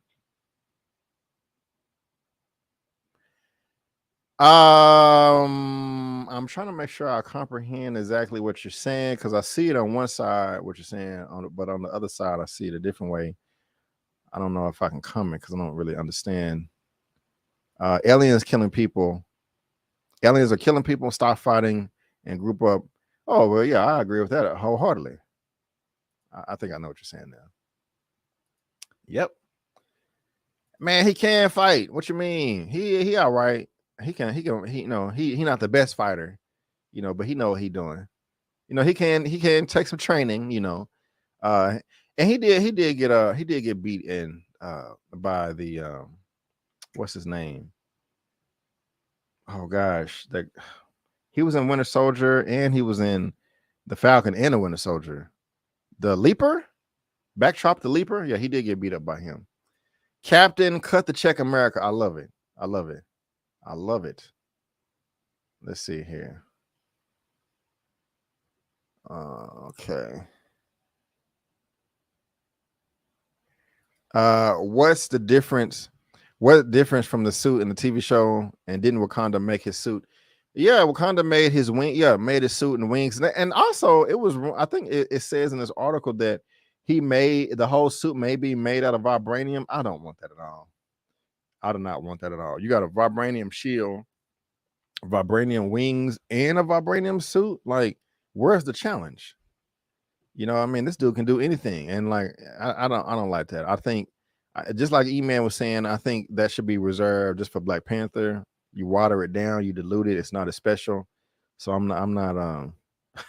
Yeah. Speaking of the devil, yeah. I'm with Eman on that one. I don't want a whole vibranium Anthony Mackie. That's no. I don't like that at all. Definitely needs a good story. Yes, I agree with this. I agree. I wonder if he's going to take the super soldier serum, if they got any more laying around somewhere. I want this movie to be good so bad, but like someone else said, no power, no interesting background, no exciting suit. I just really hope it does well for us as Black Americans. I am confident. I'm keeping hope alive. At least they took away that impossible neck piece. Yeah, I feel you there. Too soon to change suit. Keep the comic accurate. At least one movie. I feel you. They just like if he just has a new suit, for the hell of it, that would kind of stink. But I would like for them to put in the story of why he has a new suit. I would appreciate that. Yeah, they do got to sell the toys. They do. So, yeah, man, Anthony Mackie has a new suit. It looks different. It doesn't look like this right here, but I'm here for this movie, man. I'm looking forward to it. So y'all let me know what y'all think about that down in that comment section below. Let me know. All right, let's keep the party going. All right. Let's see here. Oh, I done jumped the gun on accident. This is the next topic. I didn't even change the background yet. But comicbookmovie.com is coming through again. Loki season 2 will reportedly clear up Jonathan Majors' MCU future as Kang the Conqueror. If a new rumor is to be believed, Marvel Studios is making plans to address its Kang the Conqueror problems with Loki season 2, reportedly set to explain Jonathan Majors' future as the iconic villain.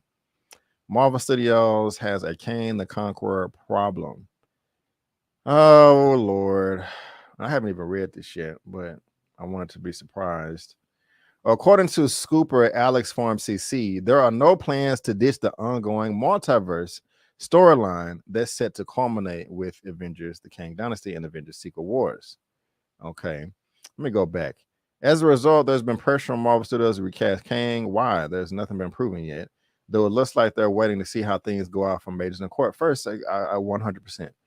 It's not a good look, but it appears as a decision may have finally been made and things will become clear once Loki season 2 wraps up on Disney Plus. I'm going to take a step away from this and get into real life real quick. I had no plans on set. Look, well, I don't want to preface it too much. There is another outlet on YouTube that I get a lot of my politics from, and they're progressive. I'm not going to say the name of it. They're big. They have millions of subscribers. They have multiple channels and the hundreds of thousands.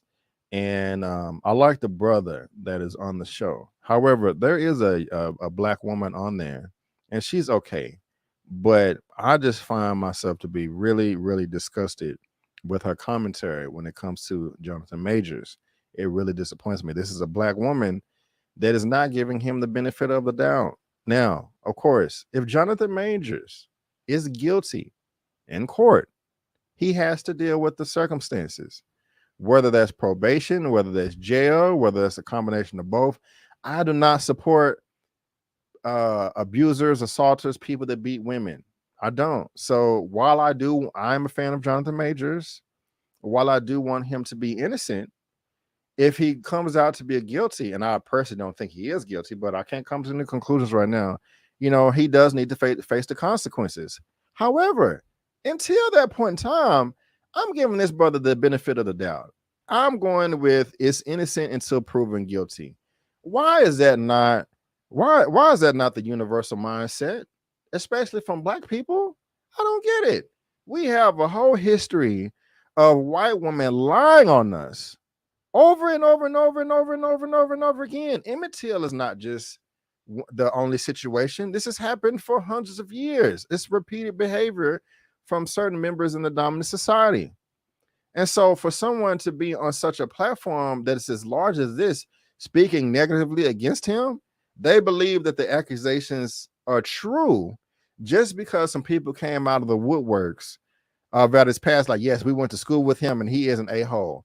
All that, they could be telling the truth, they could be lying. We don't know. I mean, man, people are bitter when relationships do not end the way they want them to end. Okay, could it have, even if Jonathan, let's just say, play devil's advocate, that Jonathan Majors is an asshole. He's rude. That's not illegal. He shouldn't be prosecuted in court for it. And I don't even think that's the case. But let's just say it is true. I mean, That's not illegal. Okay. So I just don't, I just think that it just everybody in general, whether you're white, red, black, yellow, or brown, you should have the mindset as if you're innocent until proven guilty.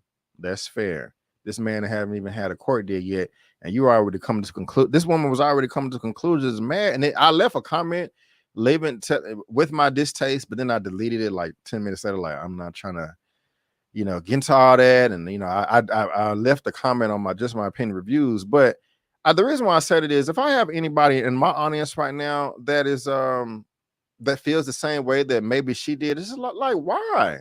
Even if you are a victim yourself that dealt with abuse, I can understand that this is a sensitive topic for you, but that doesn't mean that everybody that has been accused is that doesn't mean that everybody that is accused of things like this is guilty. We got to give people the benefit of the doubt, especially when no evidence has been provided. And it made me so upset when I was watching her commentary. She only wanted to bring up the evidence of these past people in Jonathan Major's life. She didn't want to bring up the fact that the lawyer says that there's new body cam footage of the police coaching the victim to say that she was assaulted, and also the cops mocking Jonathan. And we've gone over this, but she left all of that out. And so if there's anybody in my audience that thinks the same, I will respectfully, please send me an email so we can talk about this, because we got to stay on code. We got to support each other. And I was just really disappointed with this black woman with such a large platform. I mean, she wasn't just saying Jonathan Majors was evil and F Jonathan Majors, but it wasn't promising. It was very disappointing. And I just don't think things like that should happen. So I just had to put that out there. But going back to the article, and I'm going to read y'all's comments in a second.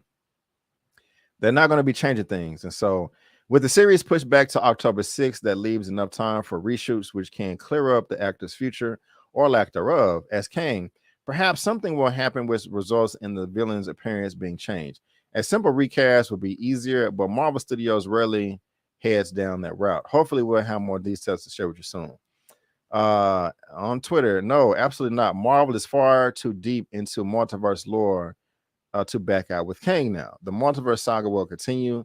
As for Majors, everyone will have that answer they're waiting for by the end of Loki season 2. So I don't think they should, recast or well, this is two things: recasting and also keeping Kang as the main villain. Why would you get rid of Kang? I don't think they should do that. I don't also think they should recast. I mean, unless he's guilty, but that's up to them. Thank you, Wayne. Everyone should be considered guilty. I mean, innocent until proven guilty. Exactly. There's not enough evidence to support one way or other. And the only ones who know what happened are the ones there. Yeah, we got witnesses and all that haven't come forth yet with their testimony. Behavior, of course, that get into deeper issues and conversations with people upbringing, past and personal bias against right. Right. So, let's see here. Yeah, it's unfortunate. It is unfortunate. This is true. All right. So yeah, you guys let me know what you think about this right here, the Jonathan Majors situation, and Marvel keeping quiet and all that good stuff. I think everything is going to work out just fine, or at least I hope so. But you guys let me know down in that comment section below. All right, guys, we got some newer topics now. Pretty much caught up with all the older stuff that came out weeks ago. But let's go ahead and continue this party, because I'm having fun. If y'all having fun, hit on one of the chat. This is coming from Variety for the next topic of the day. I'm very thrilled to talk about this. Spider-Man producers tease live-action Miles Morales movie and animated Spider-Woman film. It's all happening. If the Spider-Man film has to deal with Jessica Drew, I'm hella down for that. You know what I'm saying? So I don't know. We talked about the box office for Spider-Man Across the Spider-Verse at the very beginning of this live. Of course, I do have my review on the channel. So you guys can go check that out. A couple of people DM me and was like, hey, are y'all gonna do a spoilers review? I don't know. I would want to see this movie again. If so, I don't know. If we get a, I don't know if y'all watch it, because our last one didn't do that well, to be honest with you. It only got, well, that's good, 4,000 views for Guardians of the Galaxy. I'm trying to hit this 21K and stuff like that. But anyway, let's get back into the article about this glorious news right here. Producer Amy Pascal, who does not want to let Spider-Man go, I don't blame her, says a Spider-Woman and live action Miles Morales movie are in the works. You'll see all of it, she told me Tuesday at the Spider-Man Across the Spider-Verse premiere in Los Angeles. It's all happening. Producer Avi Arad teased that moviegoers will see a Spider-Woman movie sooner than you expect. I cannot tell you yet, but it's coming, he said. So I don't look, this is Amy Pascal right here. What to say about Amy Pascal? I respect her passion. I would say that. I think that she just kind of blowing smoke, though, when she talked about this. Like, I don't actually think that they're working on a live action Miles Morales movie now. I think they want to do one, and you know, the ideas are kind of floating around in the head, but I don't think that they're actively working on it. I think she just like, yeah, it would be nice, you know, but you guys let me know what you think. Sony boss Tom Rothman was much more cagey about the future. He laughed. If I told you, I have to kill you. Spider-Man Across the Spider-Verse sees the return of Shamik Moore as Miles Morales and Haley Steinfeld as Gwen Stacy. It sure sounds like Steinfeld is up for a standalone Spider-Man movie, Spider-Woman movie. This is like my dream job. Sign me up over and over again. She said about doing voice work. I got to be comfortable, and it's a dream to be in a space that feels so comfortable, but also creative and free, and just exciting to be a part of it. Spider-Man Across the Spider-Verse. I don't want to read that. That's just the cast, but I don't know. Are y'all excited about this? Do y'all want a live action Spider-Man Miles Morales movie? Let me make myself bigger. Hell yes, I want this. Are you kidding me? Yes, I want this. I don't want it right now though. I don't know if I want it right now. I'm actually no, I don't know what I want right now, because at one point in time I was like, well, what I was about to say was, no, I would rather have another Spider-Man 4, 5, and 6 with Tom Holland. But then I'm thinking about it. If the Sony people came to me like, hey, B, do you want us to make a black Spider-Man movie right now? How the hell can I say no to that? Like, that would be crazy. So I don't know. Can we have both at the same time? Like, the thing is to me, I would want this to be as comic accurate as possible. Now, correct me if I'm wrong. I love Spider-Man, but I don't know everything about him, like all the universes. So just like the movies are Into the Spider-Verse and Across the Spider-Verse, when Miles Morales is coming to be, he knows Peter Parker, because across the universes, Peter Parker is much older than Miles Morales. They're not in, like, Peter Parker in the MCU right now is still a teenager. He's still in high school. And I think that when Peter Parker and Miles Morales meets in the comics, either Peter Parker is an adult or in college. So I wouldn't want to see two Spider-Man, like with Peter Parker and Miles Morales both in high school at the same time, crossing over together. I'm not saying that it wouldn't work, but right now, if you're asking me, that's not anything that I would want to see. I would want to see an older Peter Parker mentoring a younger Miles Morales. So that's one reason why it may not work, but I don't know. What do y'all think about that?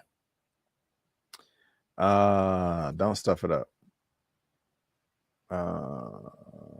Nope, don't break what's already working.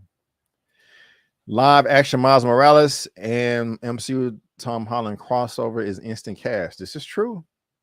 This is true. I don't trust Sony's live action department. I'm not mad at you for that. I bet Spider-Woman will be Gwen Stacy. You already know. You already know. You already know. That's funny. Amy's like the Kathleen Kennedy of Sony. That is hilarious. That's funny. That's funny as hell. But at least Amy has given us great Spider-Man movies with Into the Spider-Verse and Across the Spider-Verse. I haven't.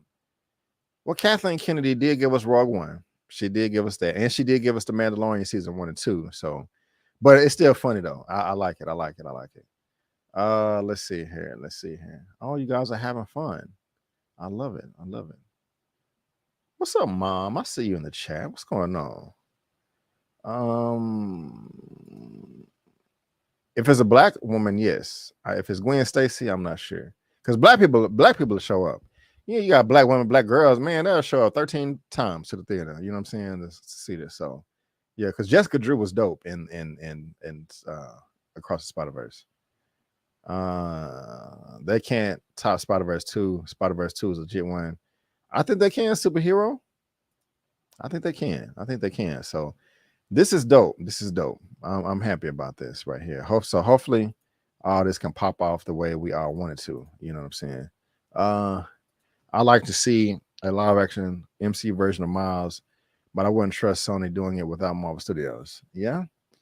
Their live action is only good when, they team up with Marvel Disney. So we're just gonna have to see. We're just gonna have to see. But you guys let me know what you think of that in the comment section below. All right. I want to do that one next.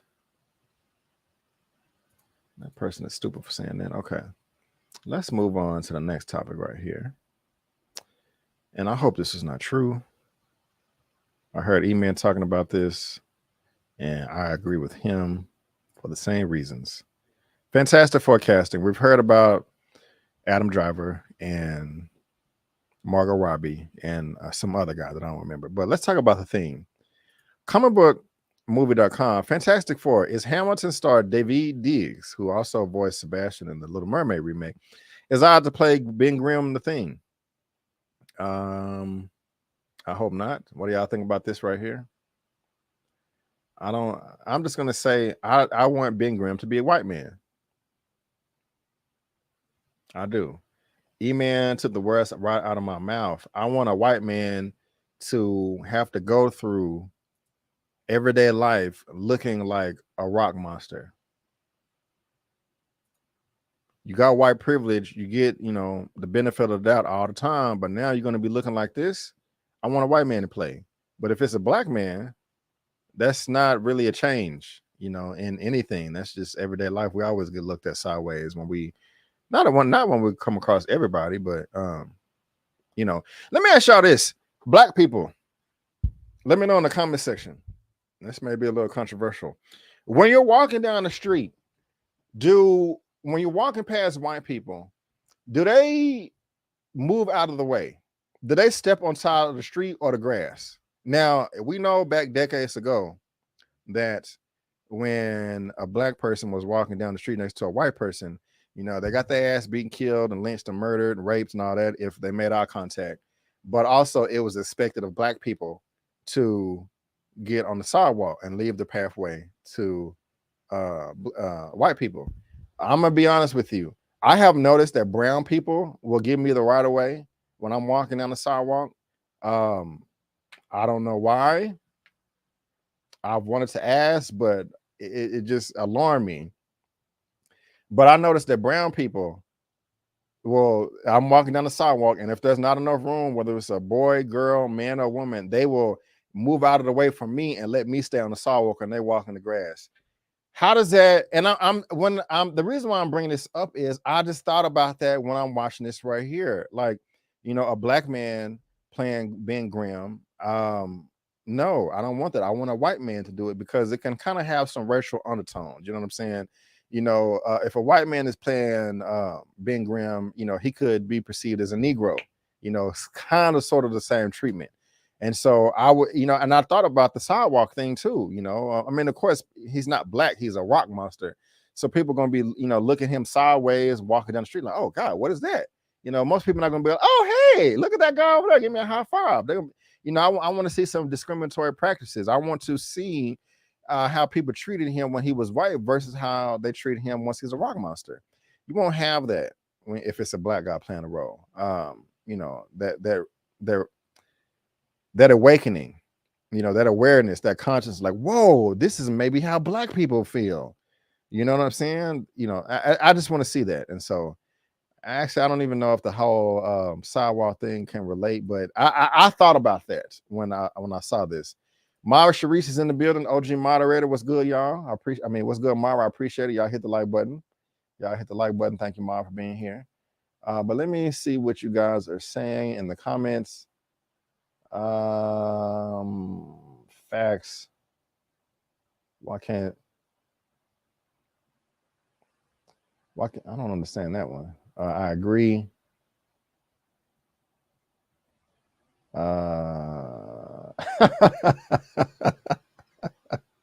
What you mean you can't answer? Answer. Yes, grab the kids some purses. I ain't seen that in a minute. I saw it a couple times when I was a child. It depends on what part of the U.S. I think they're gonna be in New York. But oh, you saying you? Okay.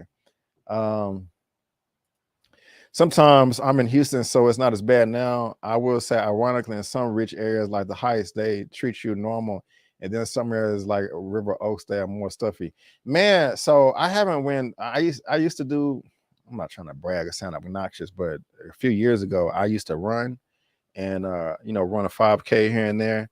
My homeboy that I went to school with, he's like a marathon guy, super duper in shape, personal trainer.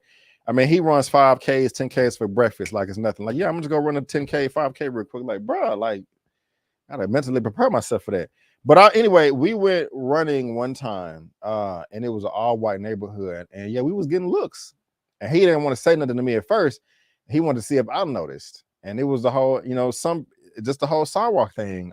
Some people would move over, some people wouldn't. Some people would kind of give it a look like, this is my sidewalk, this is my lake, you know. And I'm just thinking about all that. Like every when I see this, I'm thinking about race, and that's why I'm bringing it to the forefront. Race, rock monster. Yeah. I've always been a Thing fan. I always feel awkward walking past people. I always feel awkward walking past any stranger in public, but I'm very socially awkward. I give way to anyway if I'm in the way. Right on. Some people won't even give way. Like, I'm always gonna say excuse me, even if I'm not brushing up against them. I'm just gonna acknowledge that they're there. But it's not hard to explain, but I don't want to go on a tangent. I feel like I already have. Right, they sucked out a nuance out of the character. It makes sense. Good question. I'm not sure. Right on. I gotta go visit sometime. A black man as a thing gives scary black man to a white crowd.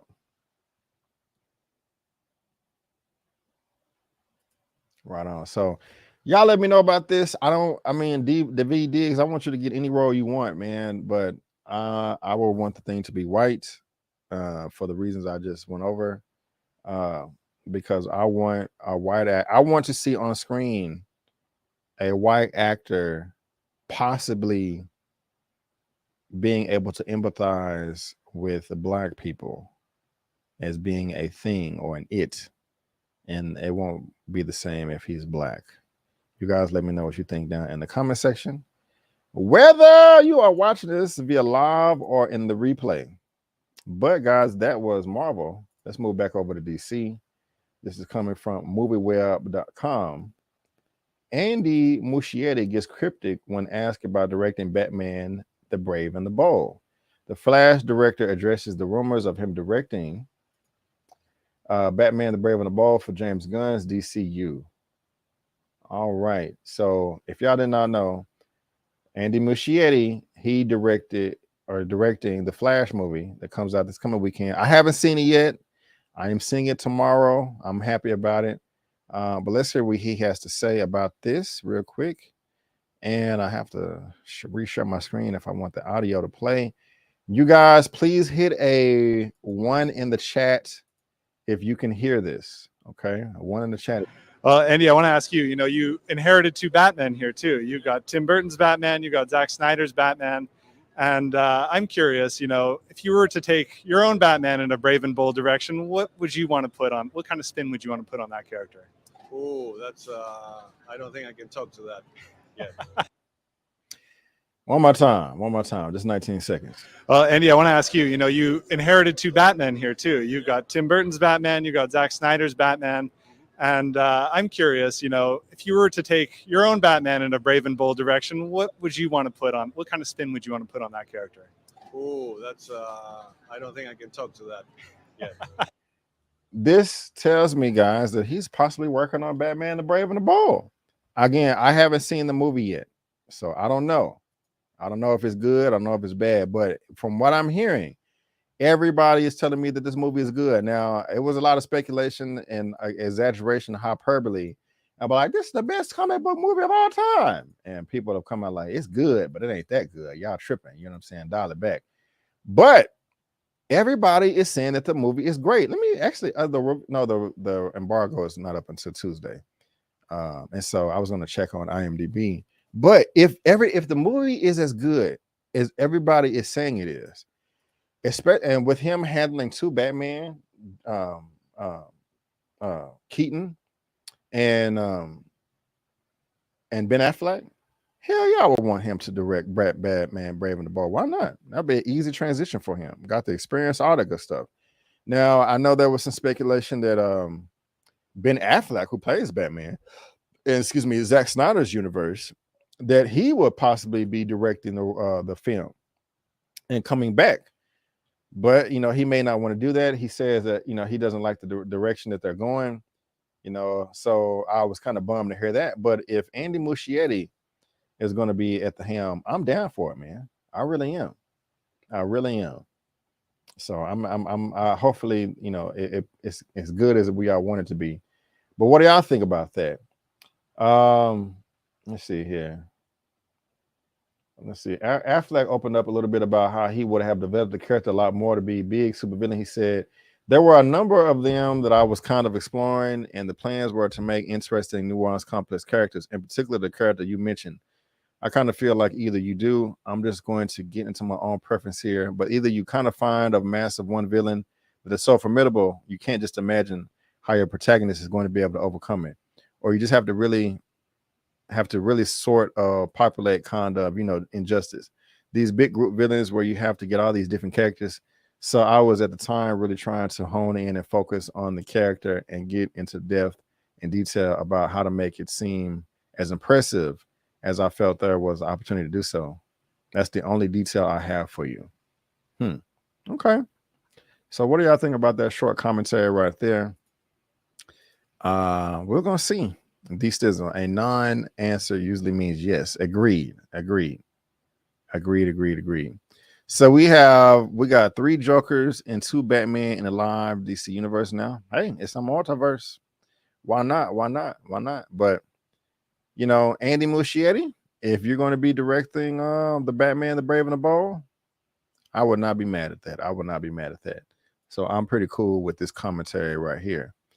However, Mr. Andy Muschietti, what I am not comfortable with is the other thing that you said about the Flash movie that you have coming out here in the next week or so.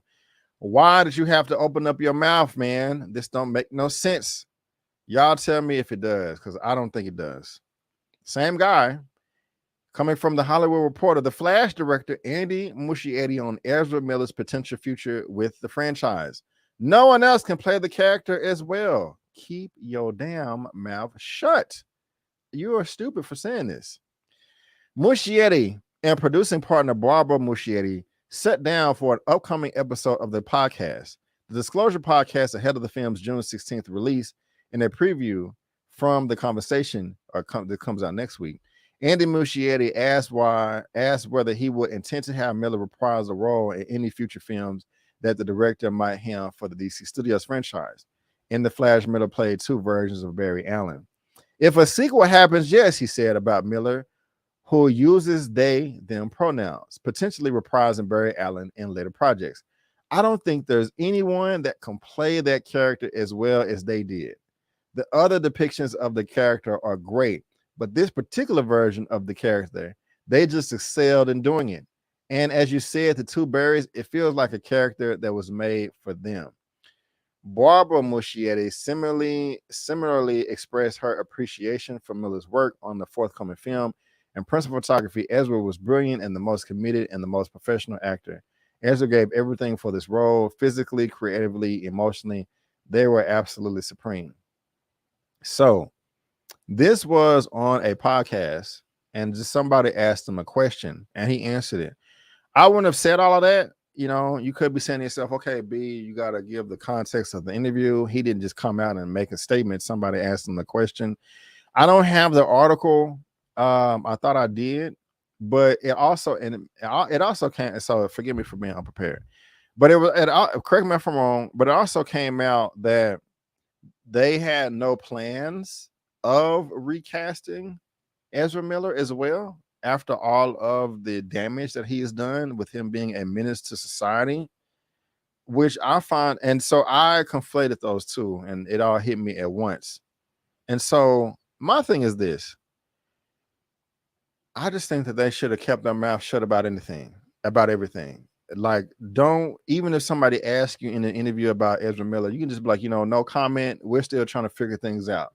That would be the best, in my opinion, because on one, why would you come? You already know that some people are mad about it, and rightfully so, because he's acting the ass. We can go down the list of everything. We've done it 1,000 times.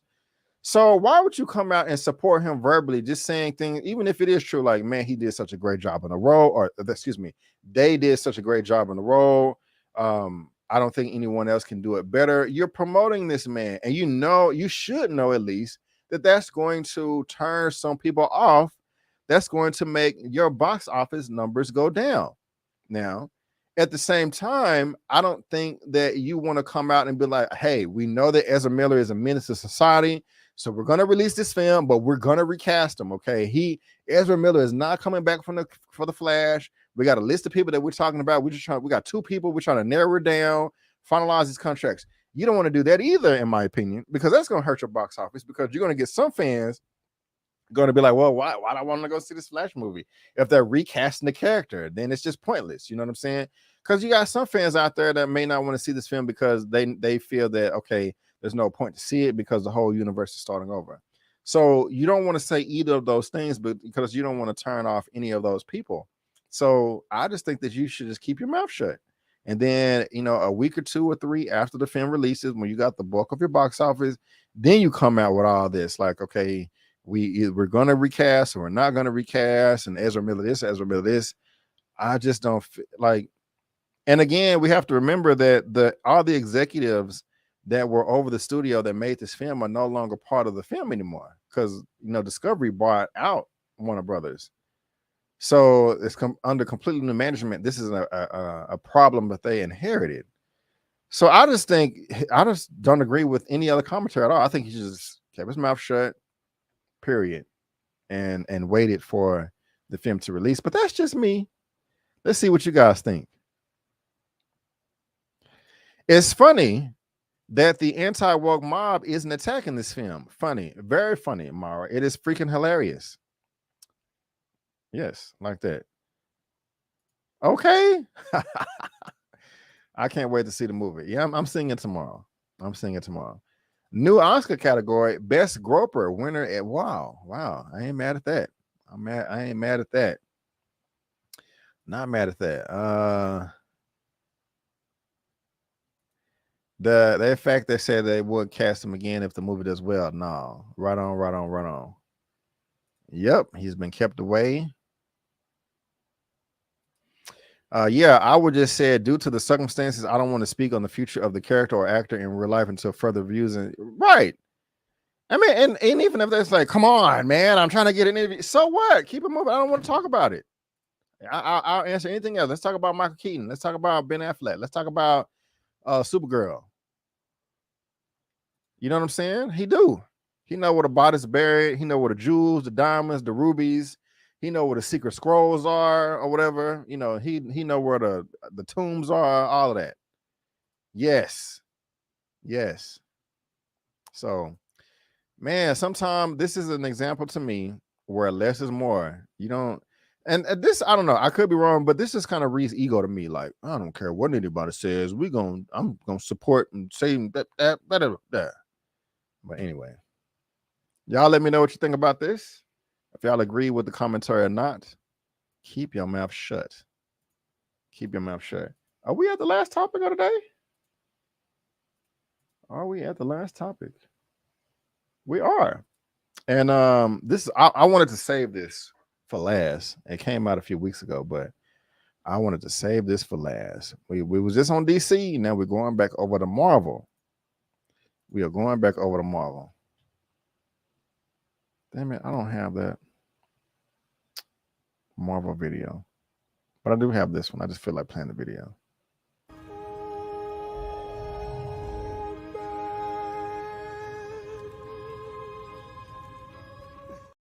Now, this is a rumor, but I'm pretty confident that it is true. Gosh dog it, I really do hope it is. I really do. This has to do with Avengers Kang Dynasty. We may be getting a new director. This is from Gamerant. Rumor: Avengers the Kang Dynasty changing direction after key player leaves. Avengers the Kang Dynasty is rumored to be making behind-the-scenes changes after someone important reportedly leaves the MCU movie. The Avengers Kang Dynasty is rumored to be heading in a new direction after losing an important team member.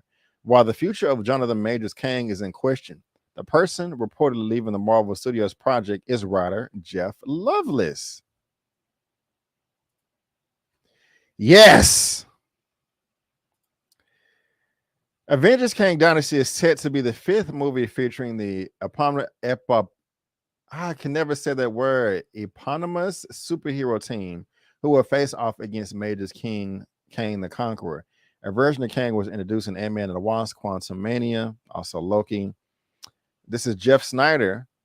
I do watch him on the Hot Mic podcast, sometimes with Mr. John Walker. He has dropped scoops before that have been correct. Rumor: hearing the screenwriter Jeff Loveless is off Avengers Kang Dynasty and that he fell off prior to the strike. This is great news. This is great news. I am so happy to hear this if it's true. Why do I want this to be true? Well, because I love these movies. I do. Like I always say, besides martial arts films, these movies are my absolute favorite, and I want them to be as good as possible. Avengers Infinity War and Avengers Endgame was one of my most favorite movies of all time. Not the best, but my favorite. And I personally don't understand why the Russo brothers have not come back to reprise this role.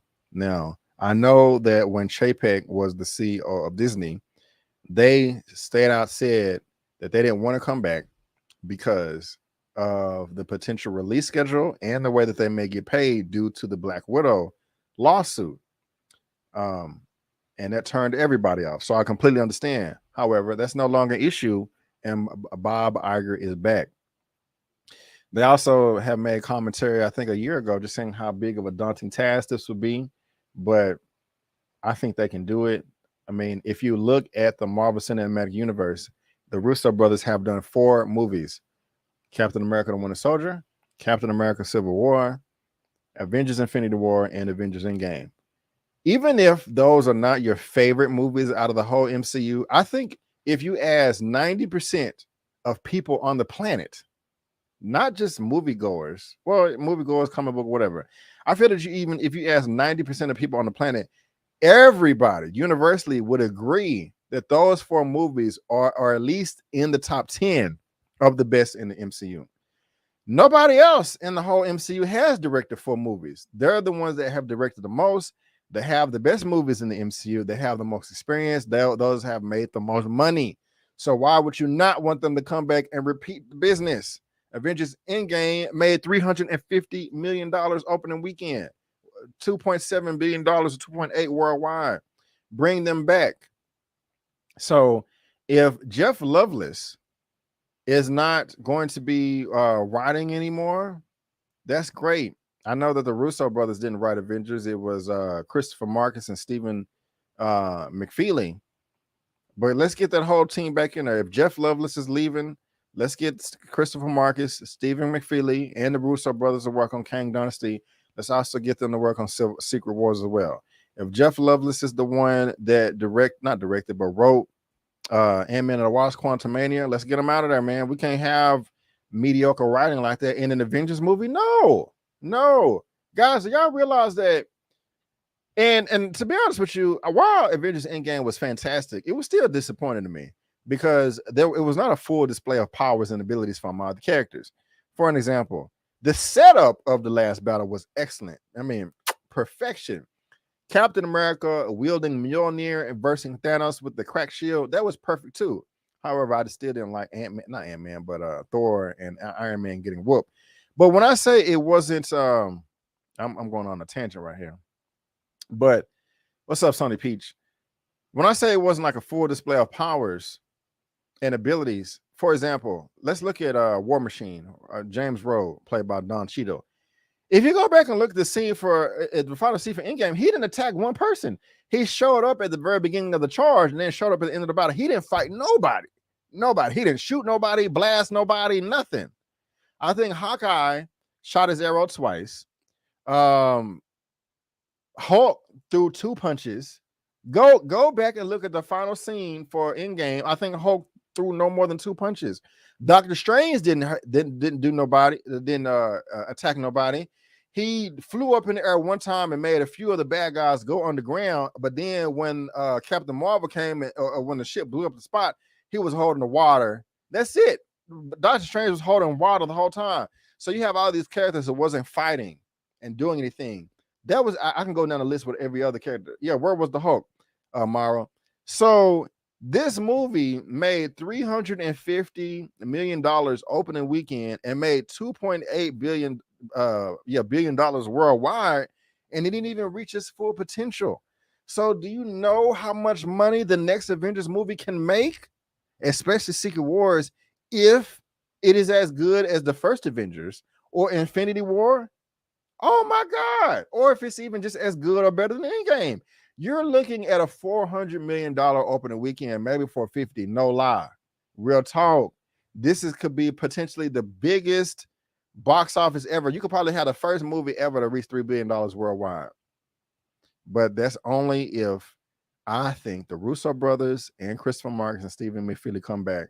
Get Jeff Loveless out of there.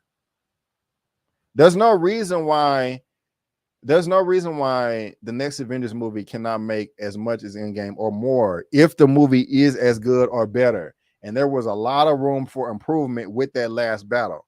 Again, I know it's easier said than done. I can't do it. Russo brothers, I'm proud of you. Y'all should be very proud of yourselves for doing such a great job with Endgame. It wasn't perfect, but I don't want to repeat myself. Am I tripping or am I not? Y'all let me know in the comment section. But I hope this rumor is true. I hope this rumor is true. Agree. Bring the whole squad back, the whole team back. Right on. Fat Thor and Professional Smash. Like, just imagine, man. Just imagine how much more money the movie would have got or received if Hulk like raised out. If we finally got the Hulk that we wanted to see and in the game, how much more money would it have made? How much more? How many more times would you have wanted to go see it? I know I would have paid at least 3-4 more times. And so with that being said, I think the Russo brothers and Christopher Marcus and Stephen McFeely can be like, okay, what do we do well in the first 2 movies? You know, what do we need to improve on? If you bring in someone in fresh, they're not going to have that experience.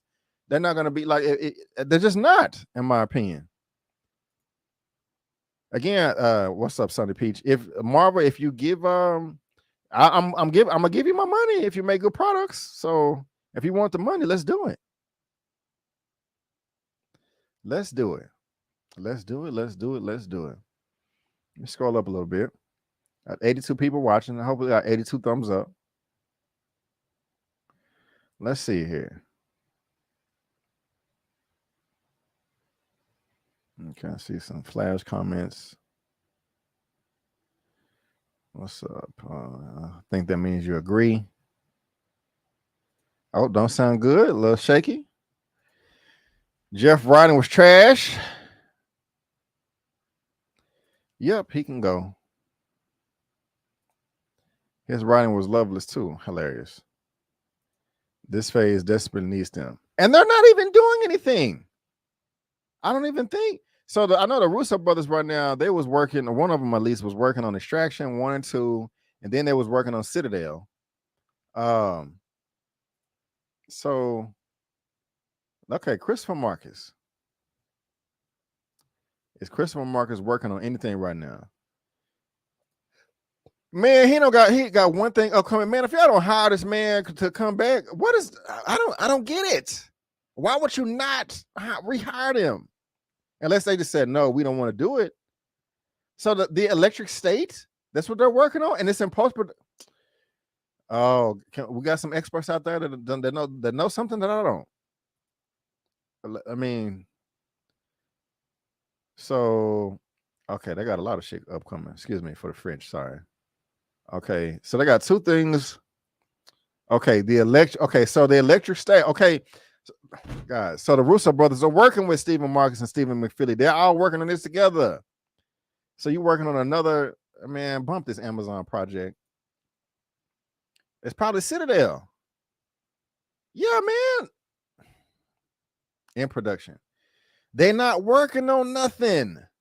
Hire these people. They don't have, I mean, I'm not saying that IMDb is like, to the minute with updates and, maybe some stuff that ain't come. Yeah, Citadel. Man, I don't get it. Hire them back. Get Loveless out of there. Hire the same team. They made the best movies and made the most money. This is common sense. What am I missing? Man, I'm excited. Of course, Wayne, I'm about to head out of here anyway, but thank you, bro. I appreciate you. Agree. Bring the whole team back. Yes. Bring the whole freaking team back.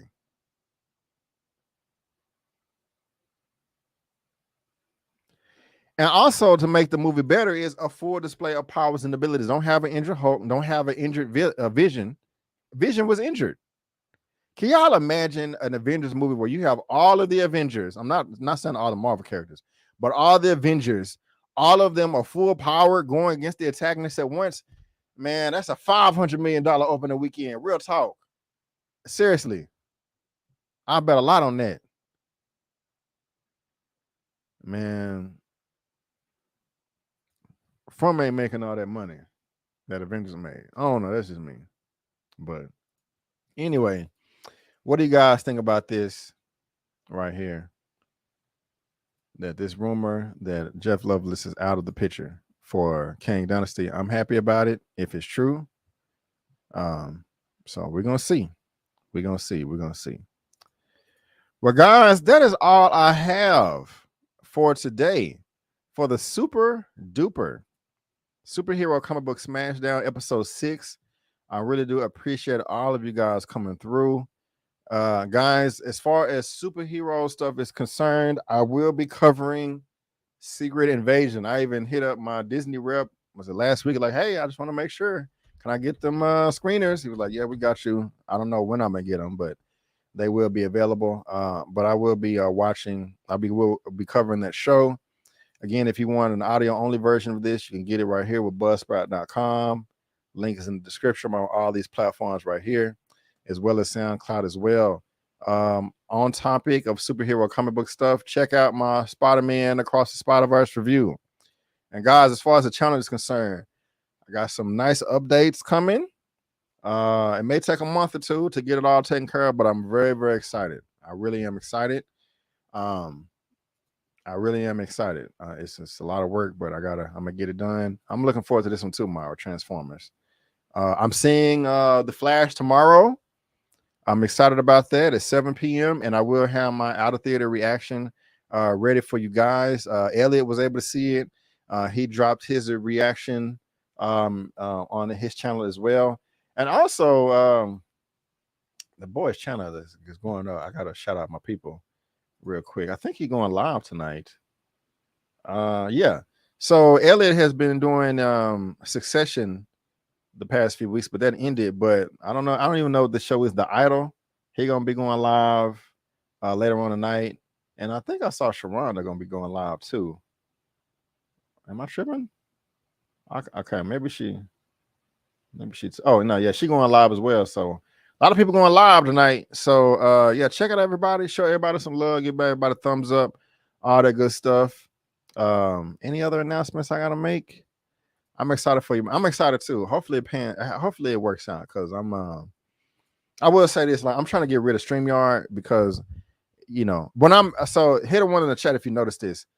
The video and audio quality is not as good when I do lives or collabs as when I do my individual videos, because when you do StreamYard you lose quality. So I'm trying to get a new platform together that all the professionals use to step up the quality of my lives, and that's just a small portion of it. But hit a one in the chat if y'all have noticed that the lives streams or the recaps that I do with multiple people, the quality of the video is not as strong as my solo videos, and that's because of StreamYard. Okay, so I guess nobody noticed because nobody hit a one, but maybe yeah, anyway. All right, I think that's it. Oh, you can check out my Little Mermaid review and Fast X if you want. No difference to you? Okay, cool. Well, ladies and gentlemen, boys and girls, I want to thank you all so much for tuning in. And before you go, don't forget that I'm B. Avery. That's just my opinion. Peace out, and I'll see you next time.